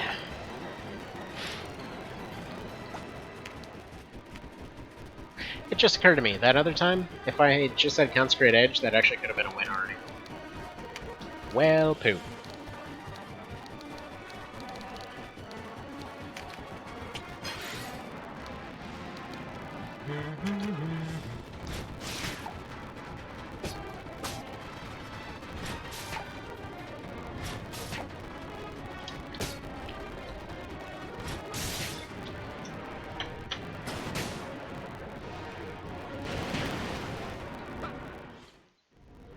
Right. Maybe go for a little bit more health. That'll boost it pretty significantly. That only gives me 22. Wait a minute, he can fly? Oh crap, screw this then.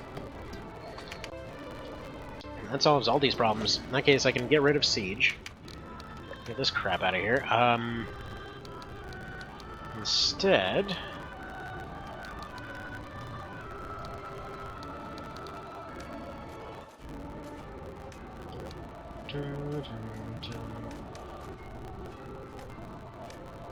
What do I want to put there? I mean, probably Stop Ward, to be honest. Then that gets rid of Fear Ward, which basically means that has to roll a parry. I want to have Fear Ward on there.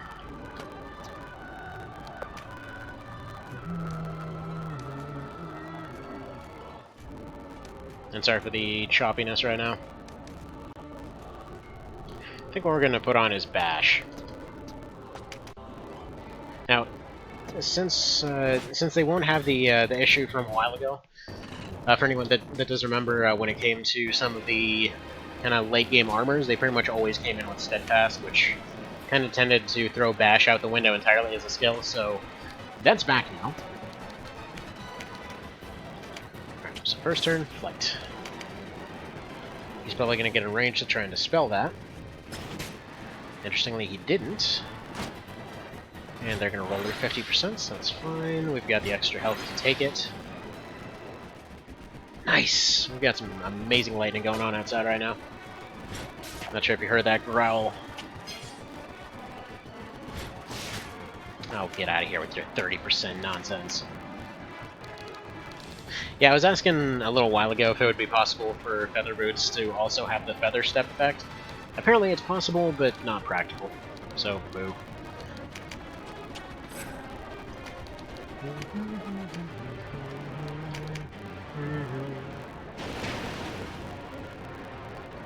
Alright, just need to get close, just need to survive one more round.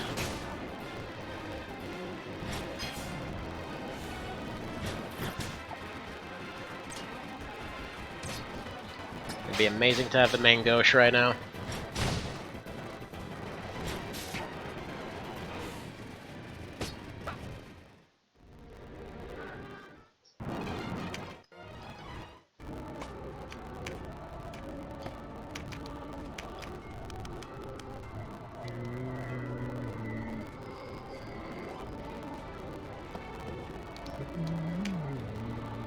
Alright, we're gonna go for an evasion setup. Like, full evasion. Full 160.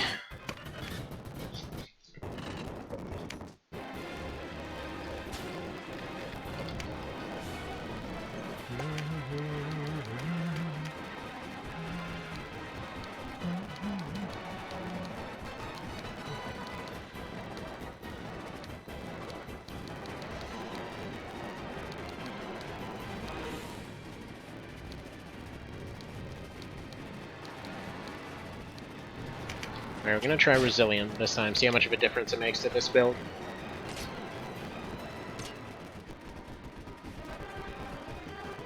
So range draw at 25, yeah, that works pretty significantly now.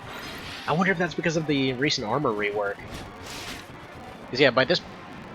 You dickhead with your 36%, get out of here. But yeah, for those that didn't know, Resilient basically stopped working around this point before. So I think that's finally back on the menu.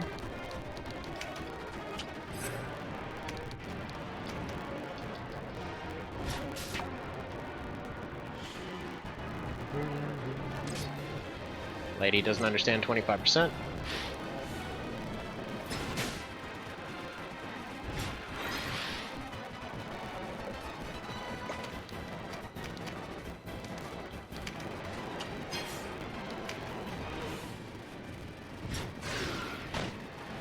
Come on, go for the back.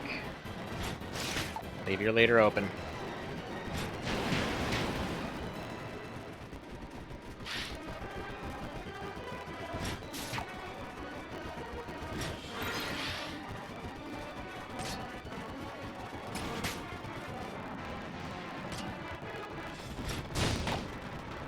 On top of everything else, he's also just crazy fast, to be honest.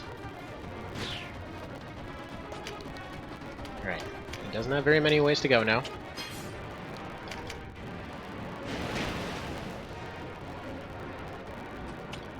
Not exactly swimming in options myself, either.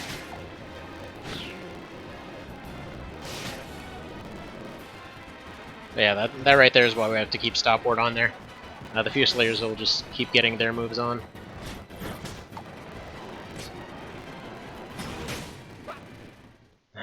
Frustrating. Alright. Can do it.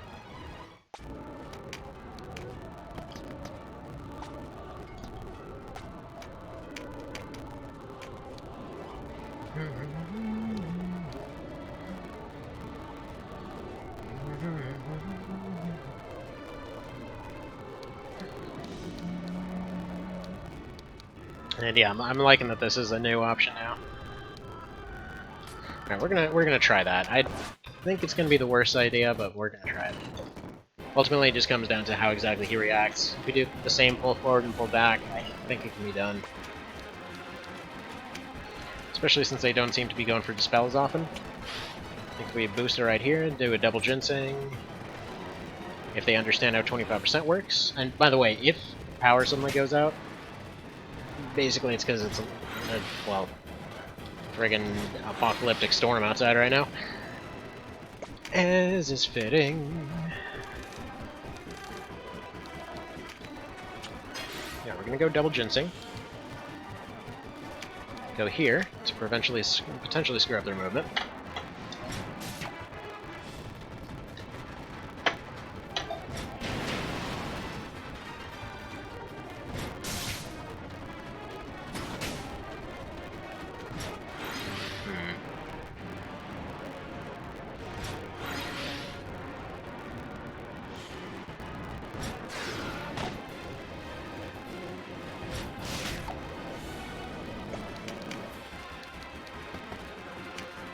Alright, so I screwed up the movement on this one, unfortunately. So I know the statue is not the way to go.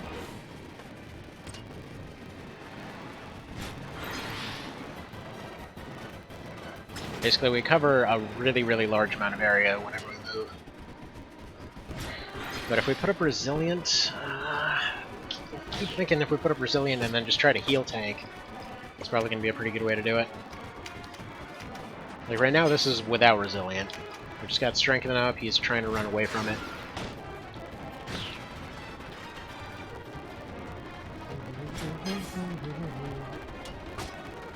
Good, come on, give me meter. Feed me that meter. Nice, block the tile where I need to go. Got a way around, but it's gonna delay this by several more rounds. Strengthen's gonna expire by then. Alright, surprisingly, Draconics are not hidden very much. I think that's just because of natural class fit.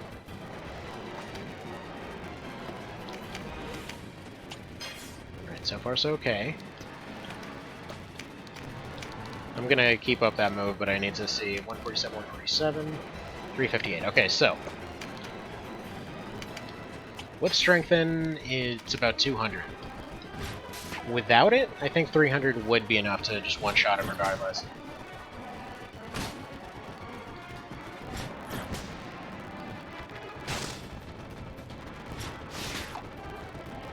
Come on, keep tanking. Just gotta line it up.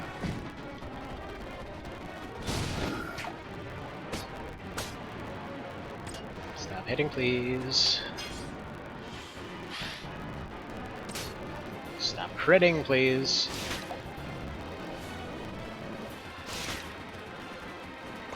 Alright, a little bit closer.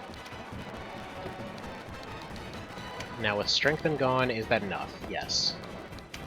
So all I need to do is get close.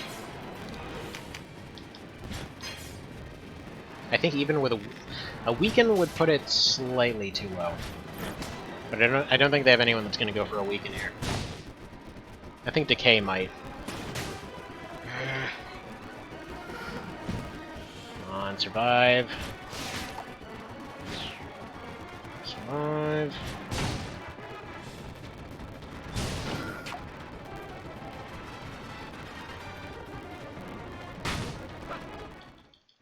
Yeah, okay. Siege is the answer here.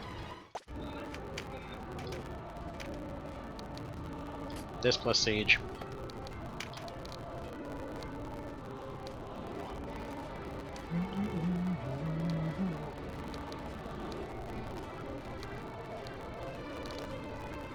Actually, no. Why don't I just use the flight boots? It's fine.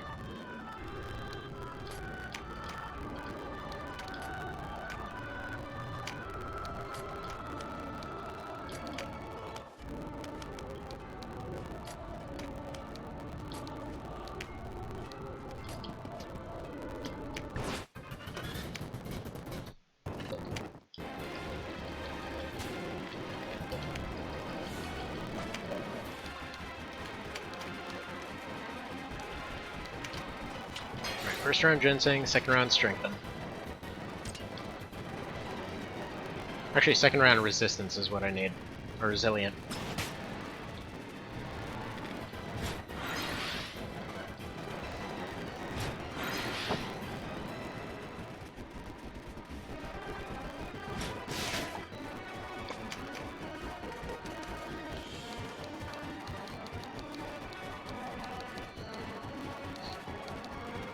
This goes to show how much I never use Resilient.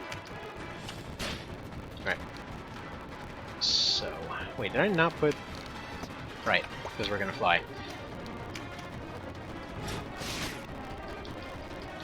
Or we're not gonna fly, I guess, because we're dealing with Bind.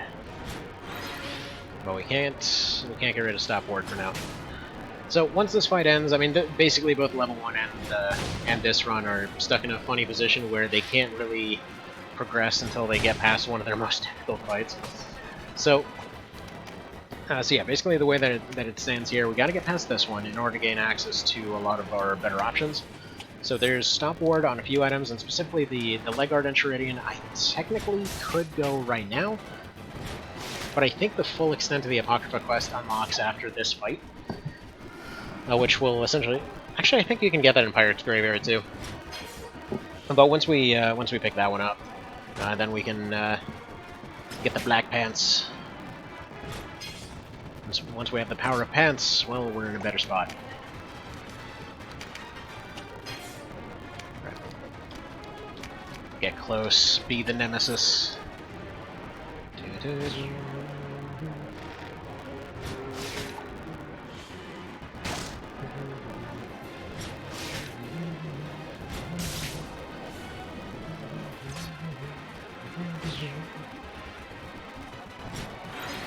Yeah, let me double check on that leg guard and Chariot. Oh, god dang it, they got bind again. Stop getting bind, you kinky bastard!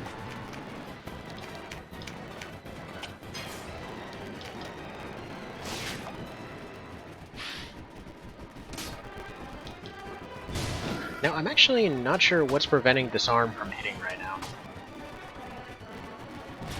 Because I don't have Stop Ward on, you'd think Disarm would be hitting. Hopefully it didn't get broken in the last patch.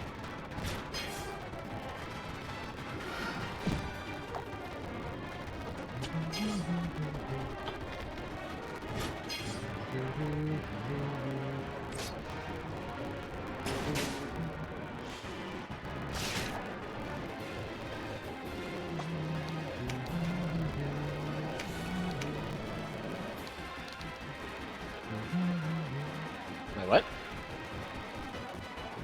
How does that do no damage to... Oh, weaken.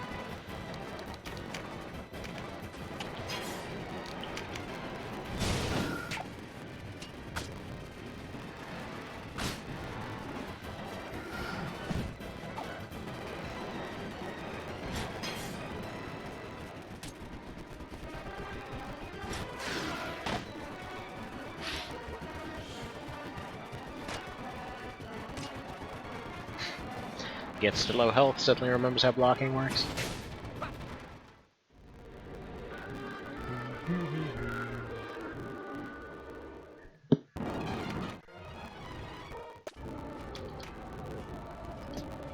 Yeah, no, we're actually gonna go the other way.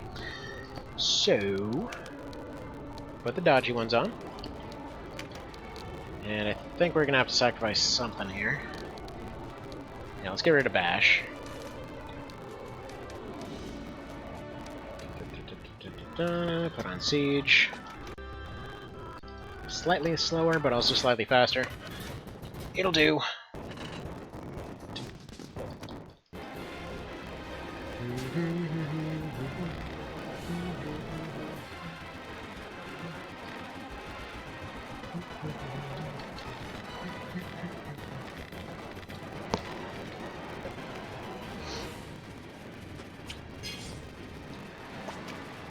Either way, I think we have our winning strategy here.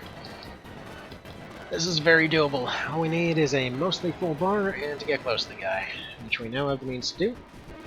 Now we have the means to survive. If I take a quick first turn, then go ahead and drop the Resilient immediately after. Oh crap! I just noticed. I forgot about High Priestess. Need to bear that in mind. For anyone that missed it, a couple patches ago, High Priestess actually got its March of the Black Queen variant restored. So it'll, while it doesn't heal you to full health, it does get rid of all debuffs. So, pretty handy. Alright, going for the circle. Thankfully we can sneak past that circle. Thank you, Siege.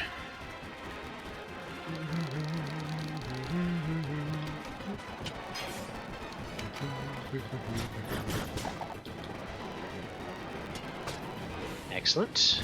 Don't re-roll that.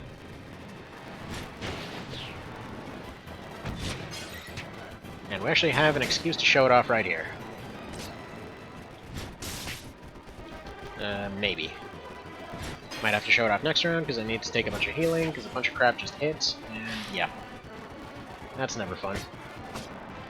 Stuff could stop hitting, that'd be dandy. Didn't invest in all these evasion abilities for nothing. Like, debuffs right now, those are fine.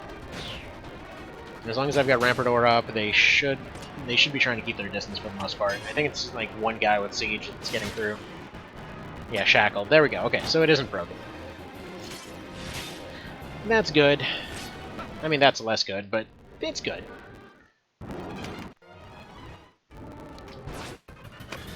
I don't know why, it's weirdly satisfying to see the regret numbers. Like, you look at the view counter, it's like, oh, there's like 15 people, and now there's 10. So many of those. Alright. I'm gonna start off with Resilient here. Blah, blah, blah. Get Empress. Impress. Doesn't understand how 25% works, as usual.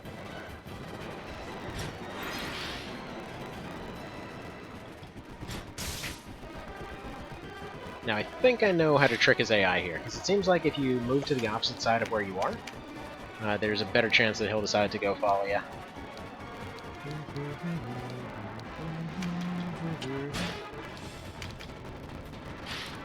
Alright, put a Fortify up.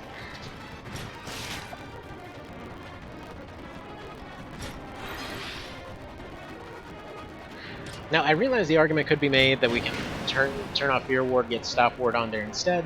You know, basically, we've got Rampartor keeping them at range. I get that, but at the same time, you know, they're going to keep essentially wasting their turns. Otherwise, they're going to start taking faster turns.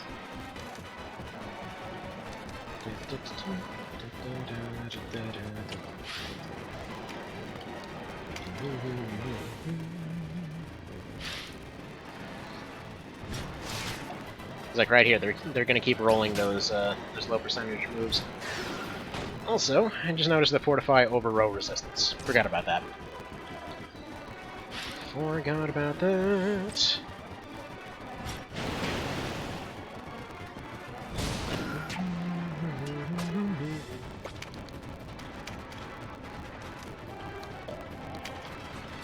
If only I could use salves. But we're close. We're close to being able to get salves.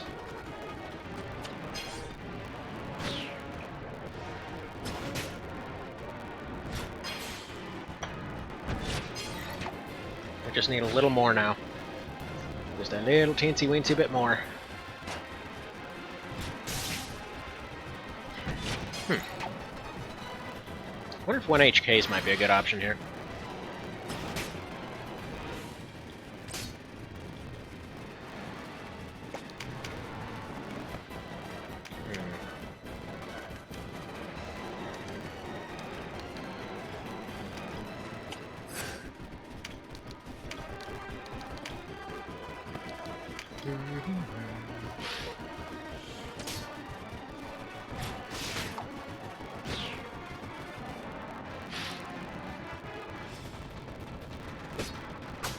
Thank you, parry that never rolls. So that's probably the end of that attempt. You basically have to dodge everything, plus take 2 turns to heal. Yeah. At least it was getting a little bit closer that time. Alright, we're gonna try it the other way. It's like losing turns to Shackle. Because yeah, when it comes to Bind, Shackle, Stop, all of them, they really have a high priority on using those moves, and with high evasion, we're seeing 30 to 40% hit odds. Meanwhile, Fear is locked at 60%. So there's that. Now, one of the big mistakes I made last time was turning off Resilient. Definitely need to not be doing that.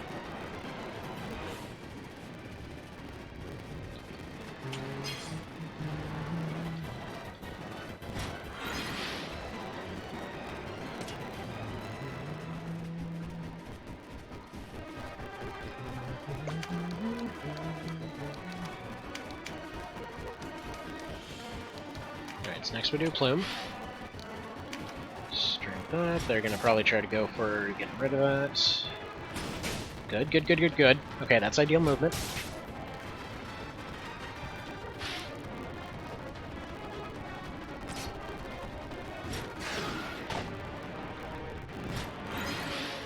And then after this attempt, I need to go get my kiddo on the potty again. So far, we're This is our 4th day in a row now, without any accidents, so pretty proud of that. Alright, come on, let me move. Freaking movement range is foobar right now. Probably should have... Actually, how did I think about it? No, yeah, we're gonna go that way. He has a chance to escape up the stairs, but going the other way won't really change that.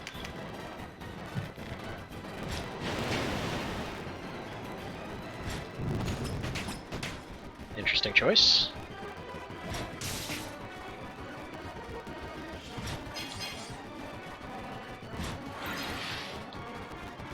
Now, are they gonna wall? Because I know they're all gonna go for those 60% now. No, they're going for slow now, interestingly enough. Huh.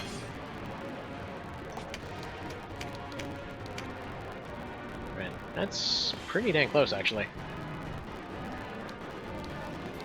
Now, to kind of lock this in, though, I'm gonna throw a breach on him.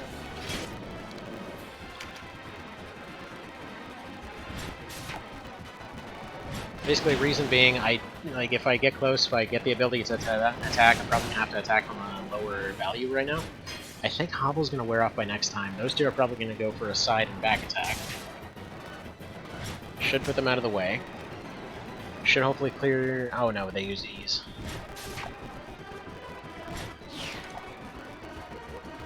We're still buffed up for now. Yeah, getting very close. Alright, safety heal. Realize I probably should have gone for the breach, but their cleric's almost definitely getting a turn before then.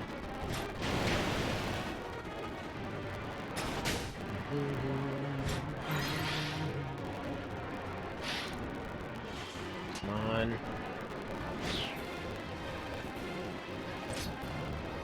Come on, come on, come on.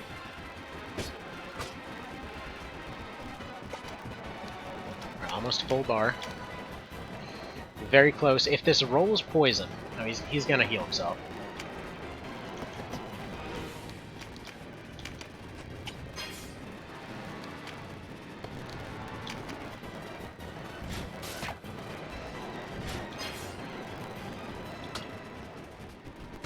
So I'm gonna take the quick move instead, hope that Strengthen doesn't wear off. Otherwise we're gonna have to heal and rebuff.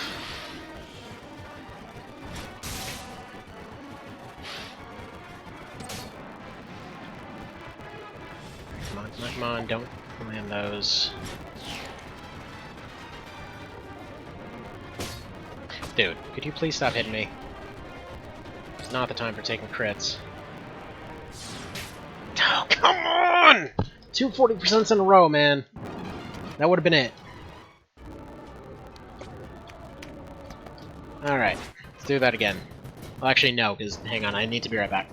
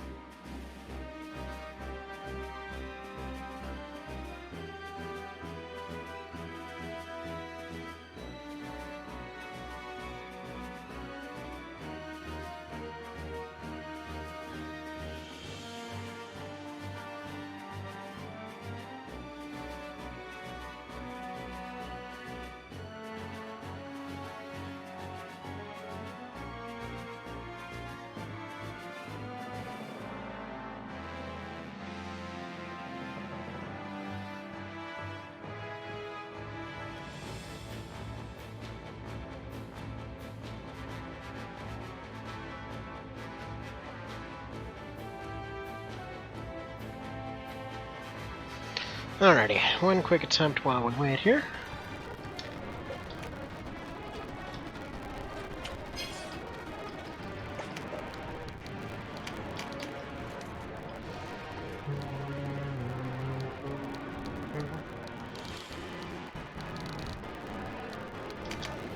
Alright, we're gonna go for Resilient and Dodge this time.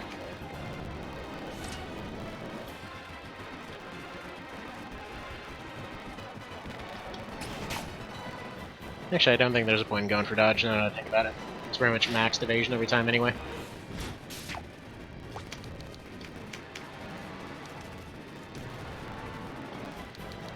Actually, right now it does.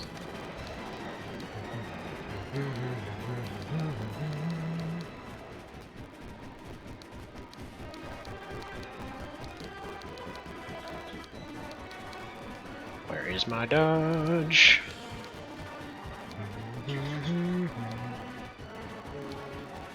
Do I not have one? There we go.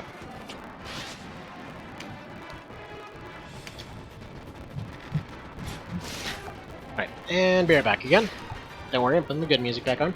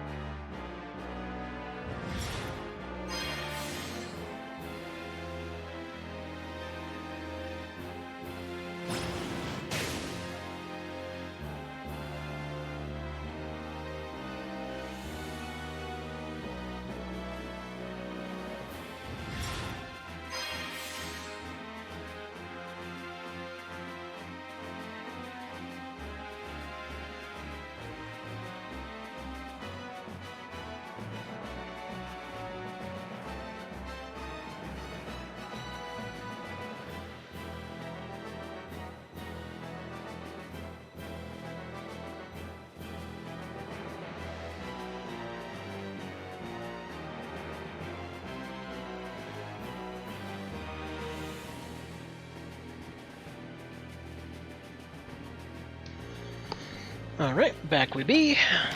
Let's go over here, trap this dude in. Take one of them healing type situations. I would say it's time to go for a breach on him, but there's not going to be enough time for that. If I can get into a standing position right next to him, though, he's basically going to be unable to move.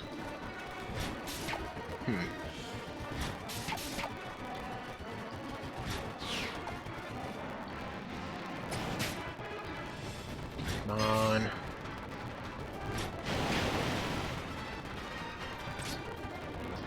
Come on, stop landing your low percent hits, please.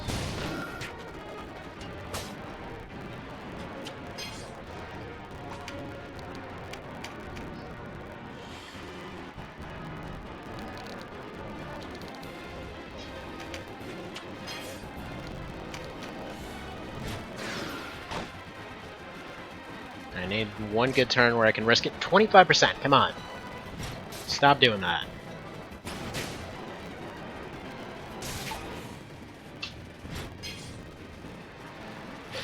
Actually, one thing I want to check here real quick. What is my daily luck situation here? We're getting wrecked so hard.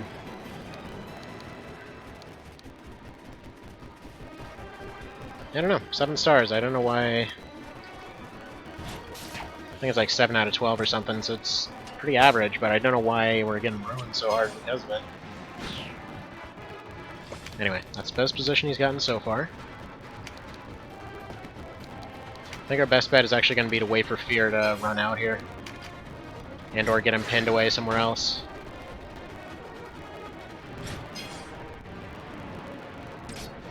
Come on, 40%. Piss off. Oh my god, he's actually got himself stuck on a ledge. Okay, perfect. That can't get any better. So one tile I thought he would never go to.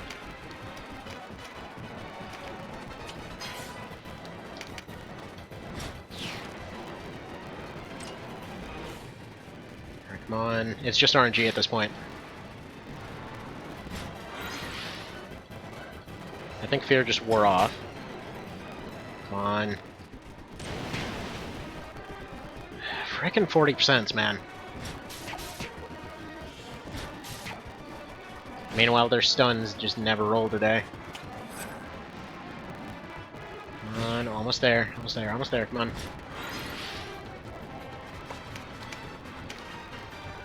Ladies and gentlemen, that is a checkmate. No, it shouldn't have been, but it was. Ah, there we go. So that is the main plot, and apparently... Wait a minute, why is there no experience? It doesn't really change anything, my no EXP thing is still up there. So basically she'll make this decision for you if you're here. You get an option here on whether to screw over the Bakram or yourself. Really, it's more of an option of do you let them go and pillage, or do you be a good guy? Like, in modern sensibilities, granted, it would be like, oh yeah, no, definitely stop all the pillaging, what the hell, that's war crimes. Back then, it was more of just an acceptable thing. Because basically people were joining in with the more or less promise of just, you know, you're gonna go get to do some plundering and whatnot else, just so you know, your pay is sort of okay, but, you know, it's basically like telling people they're not gonna get their paycheck because you want to, you know, help out the homeless population around there. It's like, yes, and in order to be a good person, that makes more sense, but at the same time, it would really piss off people at the time, since this was essentially their job. But anywho, alright, so we are back on the world map.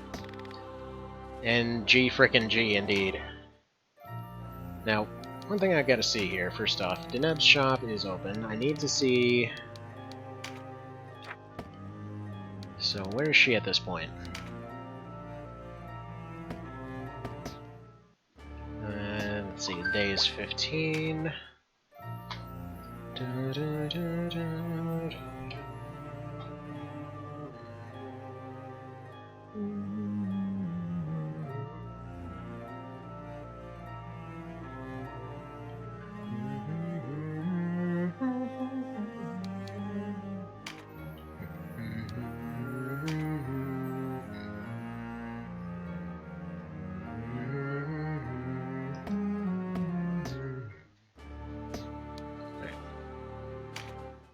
We spend 2 days and come back, and there we go. We go see Veggie Lands real quick. Who wants custom bits for this one? Who wants a sad scene?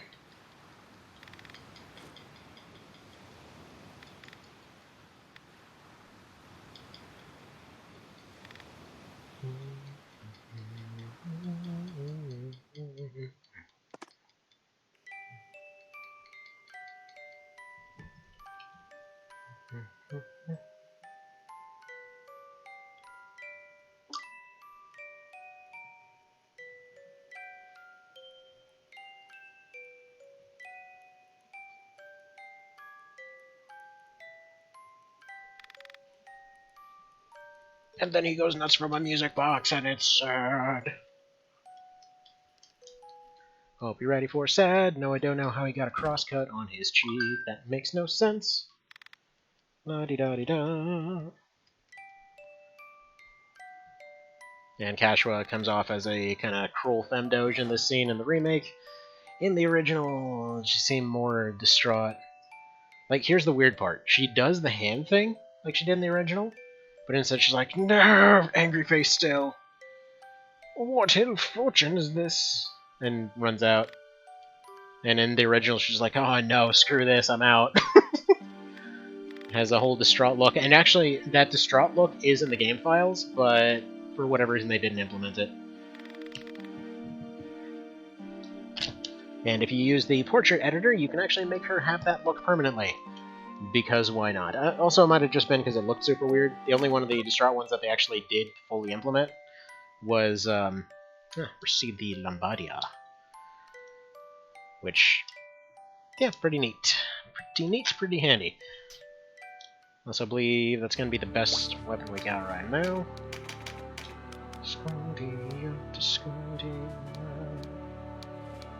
It's gonna be well. I mean, it's a one-hander, so it's gonna be better than this anyway. And it's got a much lower level requirement, so it's gonna be the best we're gonna do for the time being.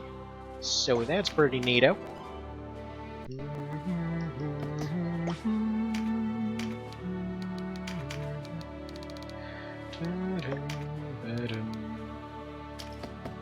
Put Ogre to boost that bastard up a little bit. Even though it's not technically a bastard sword, it is a basket hilt. It's more of a modern definition, doesn't matter. Alright, so the next order of business is actually correcting this whole situation with the experience. I don't know why it's not giving it right now. I really hope that it doesn't just permanently do that. Because yeah, I turned off no EXP. I probably need to turn off the thing entirely and put it back or something. Because I know I was doing some testing stuff earlier, but... Alright. We're going to exit to menu then. Exit out of this entirely, and then go back to it. I just want to check if this at least fixes it. And hang on one quick sec, please.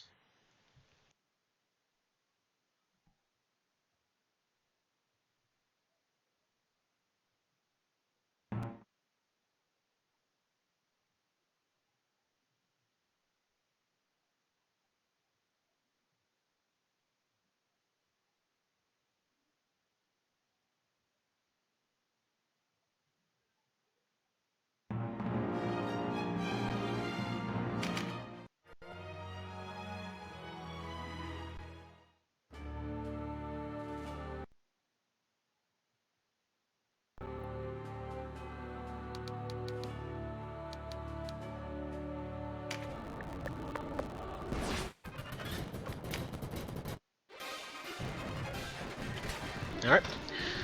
So basically what we're going to test here real quick is what happens if we just go forward and fight here. I want to see if it gives experience.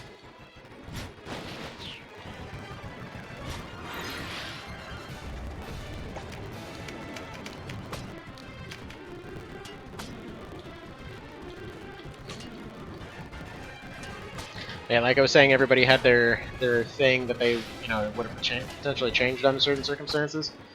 I know that was Pan's thing when it came to this mod here, those spike shields. Because there's this little window around the kind of mid-teens to 20s and all that, where they have a chance to spawn in with have a chance to spawn in with spike shields, charge shields, and that kind of thing. Which, I mean, it's somewhat annoying, but it's one of those things where it's like, technically speaking, you really shouldn't be running into it, but it led to this kind of false assumption that that there's just reflect damage all over the place. But honestly, it does not last very long.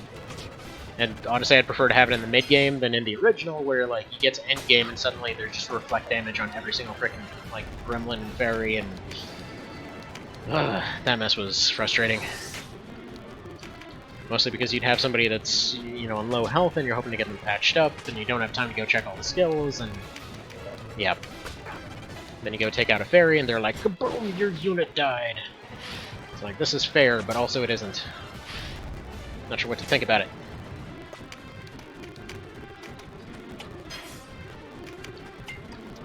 Yeah, so I'm thinking first order of business after all of this is get the leg guard and shredding.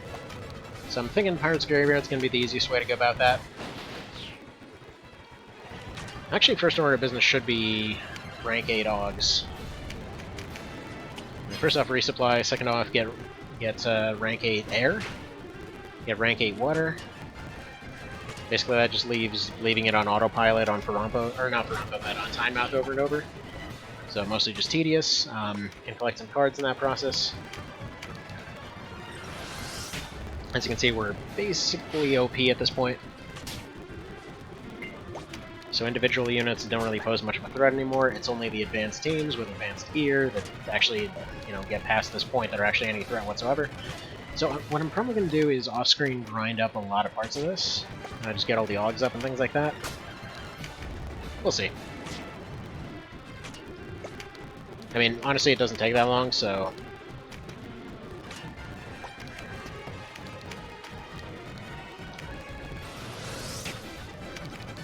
Especially with the Lombardia, stuff's just way faster now.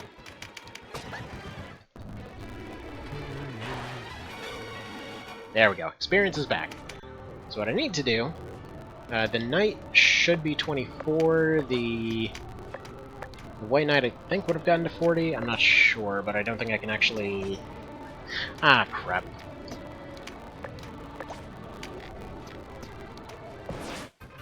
I just noticed the reason that I went back to Hind that first time was because it lined up perfectly to have the Neb's shop there.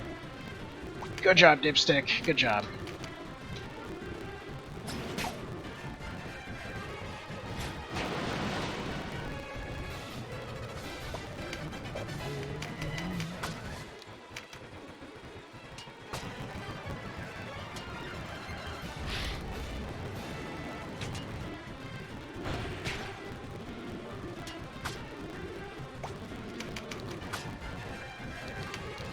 Reference in terms of how fast it's going up.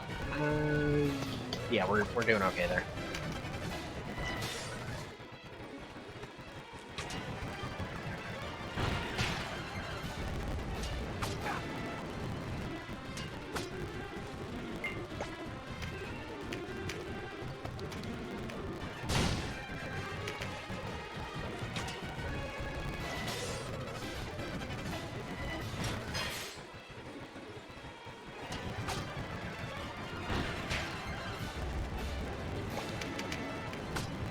In fact, I think what I'm going to do is, after this fight, I think I'm just going to switch over to Warrior for a little bit, just so we still have a low-level option. I kind of feel like we should probably go Warlock at some point too, because we're going to need them at some point.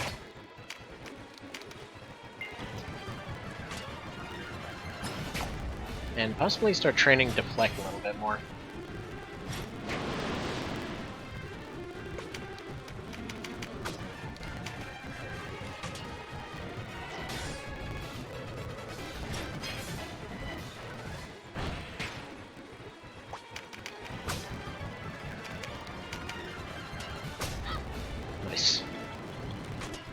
Yeah, if you never knew, if you want to force a unit at low health into attacking, if they've got no better options, they will usually take a swing at you.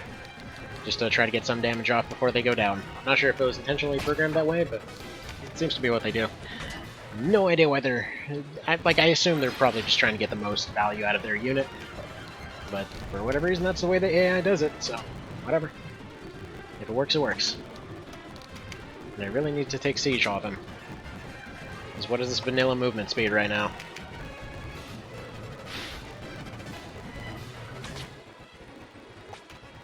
Come back, I'm slow. I'm slow because I'm ignoring a skill you don't have. Let's see, I got the left Silky, never trust IGN for help ever again. Why's that? I mean, granted, that's probably a solid rule in general, but why? I feel like there's more of a story here.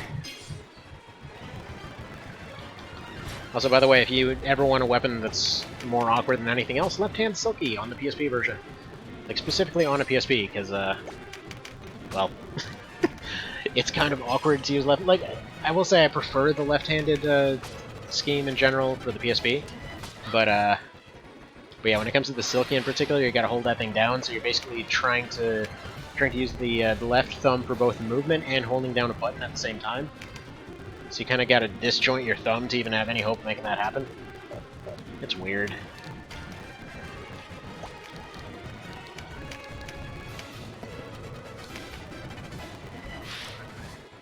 Weird choice on her part. Okay. That'll do. Didn't need to not get damage. I had to get more kills than eventually. Yeah, this is true.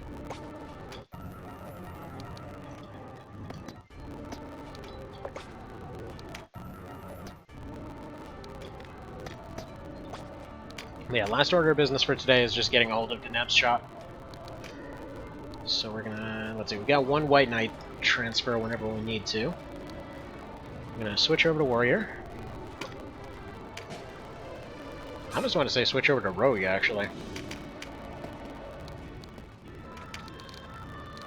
In Rampart, we can scale down to 1 instead of Siege, because screw that, we can get... Well, I guess Double Strike really wouldn't help us in this case. Actually, it would, because we can essentially stack it up there.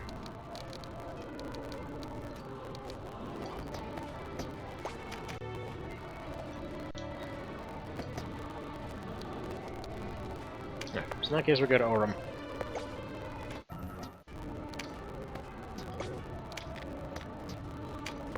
So, fastest way to get Deneb to appear, if you don't feel like taking a look at when she'll actually appear. Ah, hey bud, what you doing? Okay, one sec.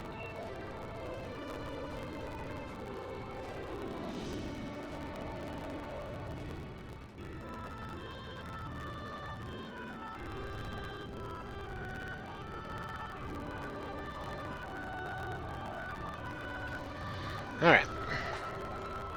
Suppose I probably should take a look at what day she shows up, huh? Alright, Deneb's Emporium. I'm in Orem, 17th and 18th, okay.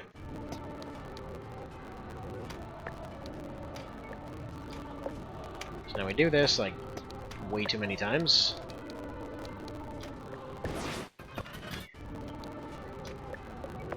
Then we go this way. By the way, random quick question for you. How many of y'all folks were around for the remaking? A couple of years ago, I had remade Tactics Ogre in Rise of Nations. I was curious how many folks actually saw that.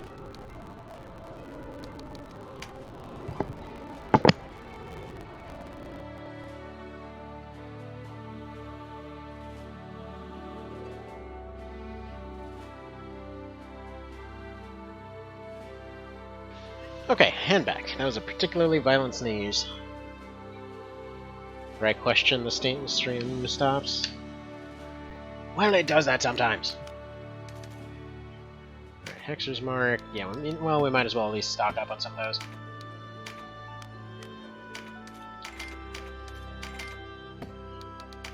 Yeah, I'm just curious to see if I should do another one of those real quick, since the other day saw somebody had done a little bit of Rise of Nations, so apparently there's a bit more interest in it for the moment. How the hell am I so low on so many things here? Weird. Yeah, apparently we're still obnoxiously broke. So it's definitely time to do a little bit of grinding. Some more of those. Class mark wise, pick up more of these, pick up... maybe I want some of these. Slayer marks, why not? Duelist marks, why not? And then some Hexer marks. I probably won't need them, but still. But yeah, no, it was, it worked out surprisingly well. But the general idea, like, for anyone that's never played Rise of Nations, the reason I went for that one instead of AoE 2, which I'm actually in the process of remaking it for AoE 2 right now, but, you know, maybe we should just do a stream of remaking TO and AoE 2. Might be fun. Yeah, I think what I'm gonna do is, yeah, just work on Ogre next. So I think we'll call it here. Like, after kind of during this fight here. But yeah, so the reason I picked Rise of Nations is because, yeah, there are certain areas... The way that game works, you basically have to take cities, you can't really destroy them. Once you make a city, you have the option to destroy it, but generally speaking, you want to, you know, hold on to your cities and whatever else. It's kind of like Civ in that regard. But really fun game, ended up working out really well in terms of how the AIs all behave differently and things like that. I mean, we had one case where Nibith literally just took over the entire continent, and it was pretty cool. Also, 25% doesn't understand how it works again. But anyway, it's a dang fun game. Unfortunately, never really got the love it deserved. But and at this rate, it's pretty unlikely. But I mean, who knows? AoE 2. I know it was AoE 2 and Rise of Nations that both got the HD treatment back in the day, and now, you know, now with AoE 2 definitive, maybe, you know, maybe something will happen there. Alright, so we'll load up a double strike, get that counter finisher going. Blocked! And wasted! Completely, because now double strike I used up on nothing. Boo. Anywho, so I was thinking, like, for the process of remaking it for AoE 2, Obviously, it would have to be a pretty redonkulously huge map, but technically speaking, you can do the old approach of just having all the cities be a neutral faction. So that allows you to put up walls and put up designs and whatever else, so that might be a fun way to do it. I think it might be possible to recreate a lot of the maps of the game that way, but it's going to be a really long process. And been kind of on an AoE 2 kick lately. Well, let's put that double strike again, see if we can maybe make something work with this. And crap. Yeah, I feel like one of the big utilities of double strike there is just being able to store your finisher, essentially. Yeah, it can get dispelled, but if you know you have somebody with a TP removing move coming up.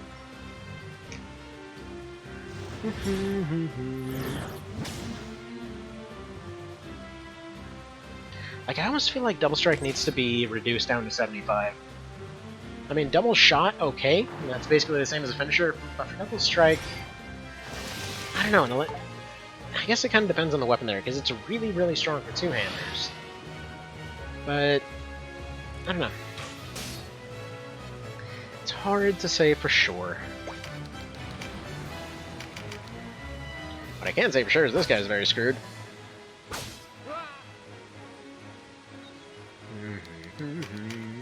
Also, I never really thought about it, but fun little reference to the PS1 remake. So when the SNES one got remade on the PS1, their double attacking formula got redone, got rebalanced a bit. So instead of everybody just like if you give them two swords or whatever else, they get the double attack. Instead, it was slight. I think it was like 75% damage or something like that. But it ended up having a slightly different animation, if I recall correctly.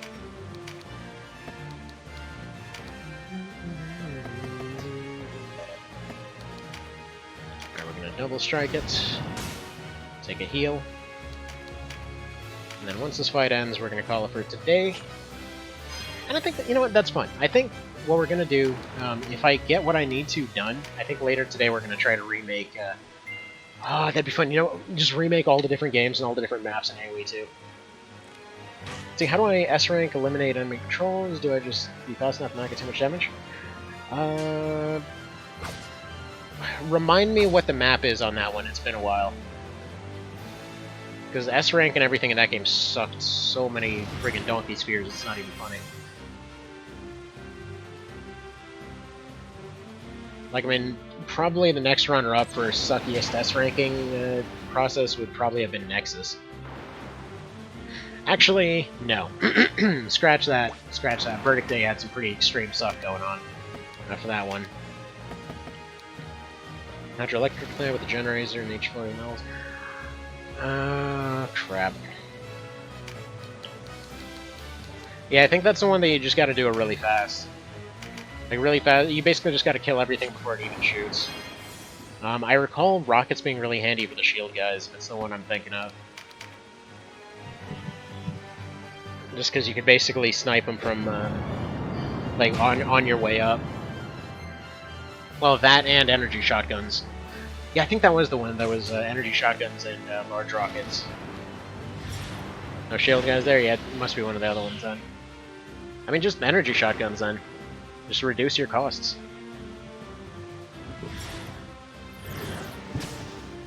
Reduce your costs, don't take damage, use shields. Only plasma shot guys and jump EMTs. I thought that was like eliminate organisms or something.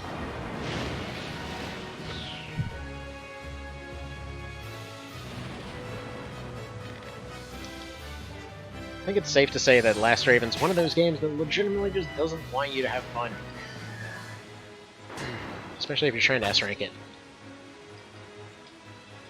It's like, it's a neat game, but dang it, it's so frustrating how it doesn't let you have fun. They're just like, oh yeah, you like that movement speed? You like being able to move fast? Well, screw you. No, you're going slower now. Oh, you figured out a way to get around that? Oh, well, screw you, tight corridors. Oh, you thought you were just going to go rely on a shield? Yeah, well, your arms get blown off. You will have no fun! Like, it's almost like everybody was looking at stuff that was overpowered in previous games, and Just looking down the list, like, okay, we're going full angry substitute mode on this. Everything has to be nerfed, except for shotguns. Weirdly enough, maybe they nerfed the entire game to make shotguns good. All right, this is taking a while. Speed up mode.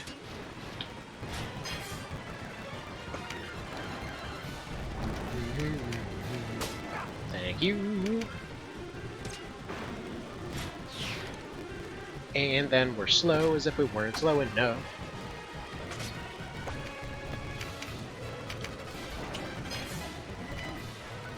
Collecting a full card just for the ability to have a full card, I guess.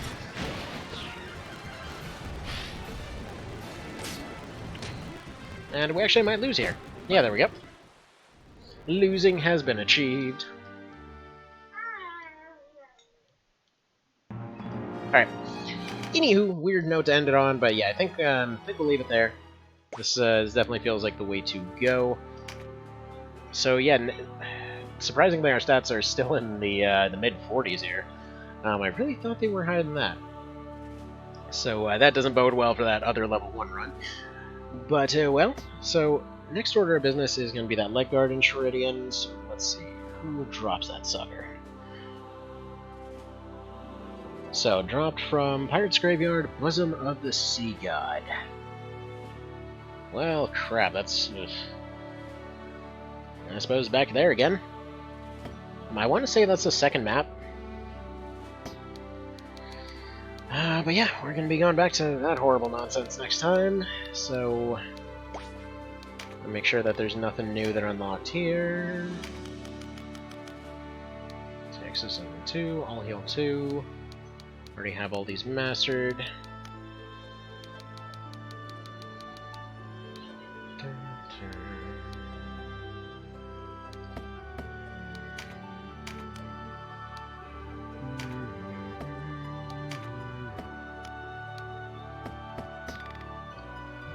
Anywho, alright, so, thank you guys for stopping by. I will hopefully see you later today. Depends on, like I said, I got a whole bunch of stuff to get done, so if I get all that done, then we'll do that. Didn't get past 50% AP. You need to keep it above, like, 80% for that one. Like I said, LR does not want you to have fun. Also helps to go in with a lightweight, because it's not how much percentage AP you have, it's how much actual AP you lose. So, a shield and energy shotgun tends to work pretty well. Side shields, things like that. PSP version's really good because they give you the full coverage side shields. Oh, no, got the S rank by not losing 50%? Oh, okay. Gotcha. Bear in mind, in some cases, it just doesn't work. It's not as bad as in... it's not in bad... Ah! What am I saying? It's not as bad in Last Raven. Like, Silent Line is straight up broken with that sometimes you will meet the requirements and it won't give you it no matter what. Sometimes you will just completely screw up everything and it'll be like, here's all these S-rank parts, you're fine. So, you know, they kind of screwed up the scripting on that one. I like to joke that Silent Line was made while half drunk. It's fine, it's fun for it, whatever. But yeah, Last Raven sometimes also bugs out. Like the guy said in that interview you sent over, just occasionally you'll have cases where they just accepted that it didn't crash. Good game, bad ranking requirements. It's not that it's got bad ranking requirements, they straight up are broken. Like, they will not trigger the right things that they're supposed to trigger. So yeah, no, the scripts in it are just completely screwy. The PSP version fixes that, though, just so you know. So if you're doing the whole S-rank and everything, just do the PSP version. There's a few extra parts to get, but it's fixed. Not to mention they fixed the whole, like, red numbers becoming better while blue numbers make it worse kind of thing. They actually show the right info. There was a lot about Silent Line that was funky. See, bad / broken, same thing, FromSoft. The tried S-rank on PSP, but it was also broken. Not as broken. And yes, I do mean Silent Line. Because, I mean, I've gone and I've run that one a good bit. It's a lot less broken. You still get the occasional issue. Sometimes it won't give you something, but again, it's more... like, sometimes it'll give you something, not something's gone wrong every single time you want to pull your hair out. Also, by the way, the hidden handgun thing, total BS. That's not a thing in that one. I'm sure I'm not the only one that went through trying to S-rank the entire thing, trying to get the friggin' HP a game before it came out. See, Sunlander's totally effed. Asked for your help to Superfleet. Asked help to Superfleet to get us ranked, but didn't work. I'm surprised. Superfleet usually responds. Anyway, guys, have a good one. Take care, and hopefully see you later.